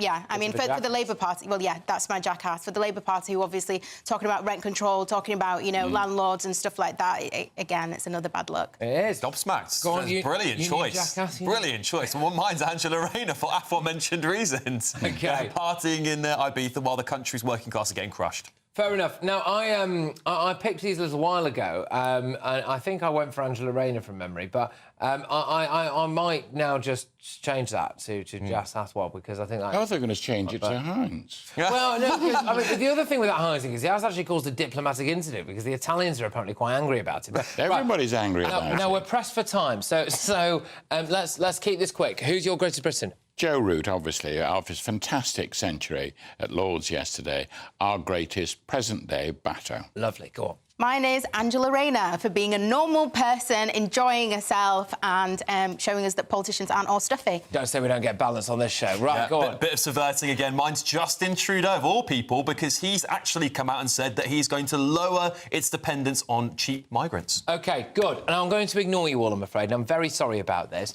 but today's greatest Britain is my dad, Peter Christys, who turned 70 today. And that is him looking very tired with me as a baby. I would guess 32 years ago. Again, there he is. It's wicked. Well done. He nurtured me then. And then he used to take me on some wonderful holidays.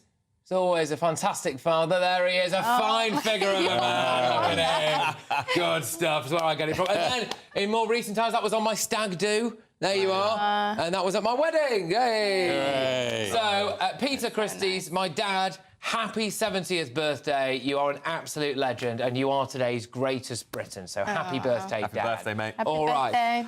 Well, there we go. Thank you very much, everybody, for a wonderful show. I've really enjoyed it. And thank you very much for everybody who's been watching and listening as well. Headliners are up next. They're going to be taking you to a much more detailed view of tomorrow's newspapers in a way that only they really can. And there's a heck of a lot for them to go at. I would just politely urge everybody, if you've missed any of this show, please do go back and have a little watch. You can catch us on YouTube. You can get us on social media. And thank you very, very much for everybody who has already commented lovely things about my dad in the GB News inbox. Take care.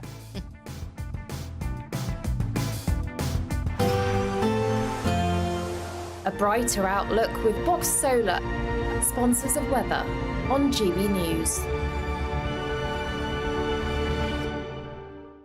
Good evening. Here's your latest GB News weather update coming to you from the Met Office. Now, as we head through the end of meteorological summer and into autumn, there will be some heavy thundery showers around this weekend, but also quite a bit of fine weather because at the moment we do have high pressure still dominating our story, which has settled things down today and will keep things mostly dry overnight. Lots of clear skies for many of us, although a bit more cloud pushing into the southeast through the early hours of tomorrow morning. The breeze picking up a little bit here and one or two showers are possible as well. Otherwise, lots of dry, clear weather, and under the clear skies, it is going to turn a little bit cool. Perhaps not as cool as last night for many of us, but across parts of Scotland, temperatures could drop to low to mid single figures. There may also be a few pockets of mist and fog around first thing tomorrow morning, but in the southeast, it's going to be a bit of a cloudy start. That cloud is going to spill north and westwards through the day, with some showers becoming a bit more widespread as well. However, across central northern parts of England and Wales into Northern Ireland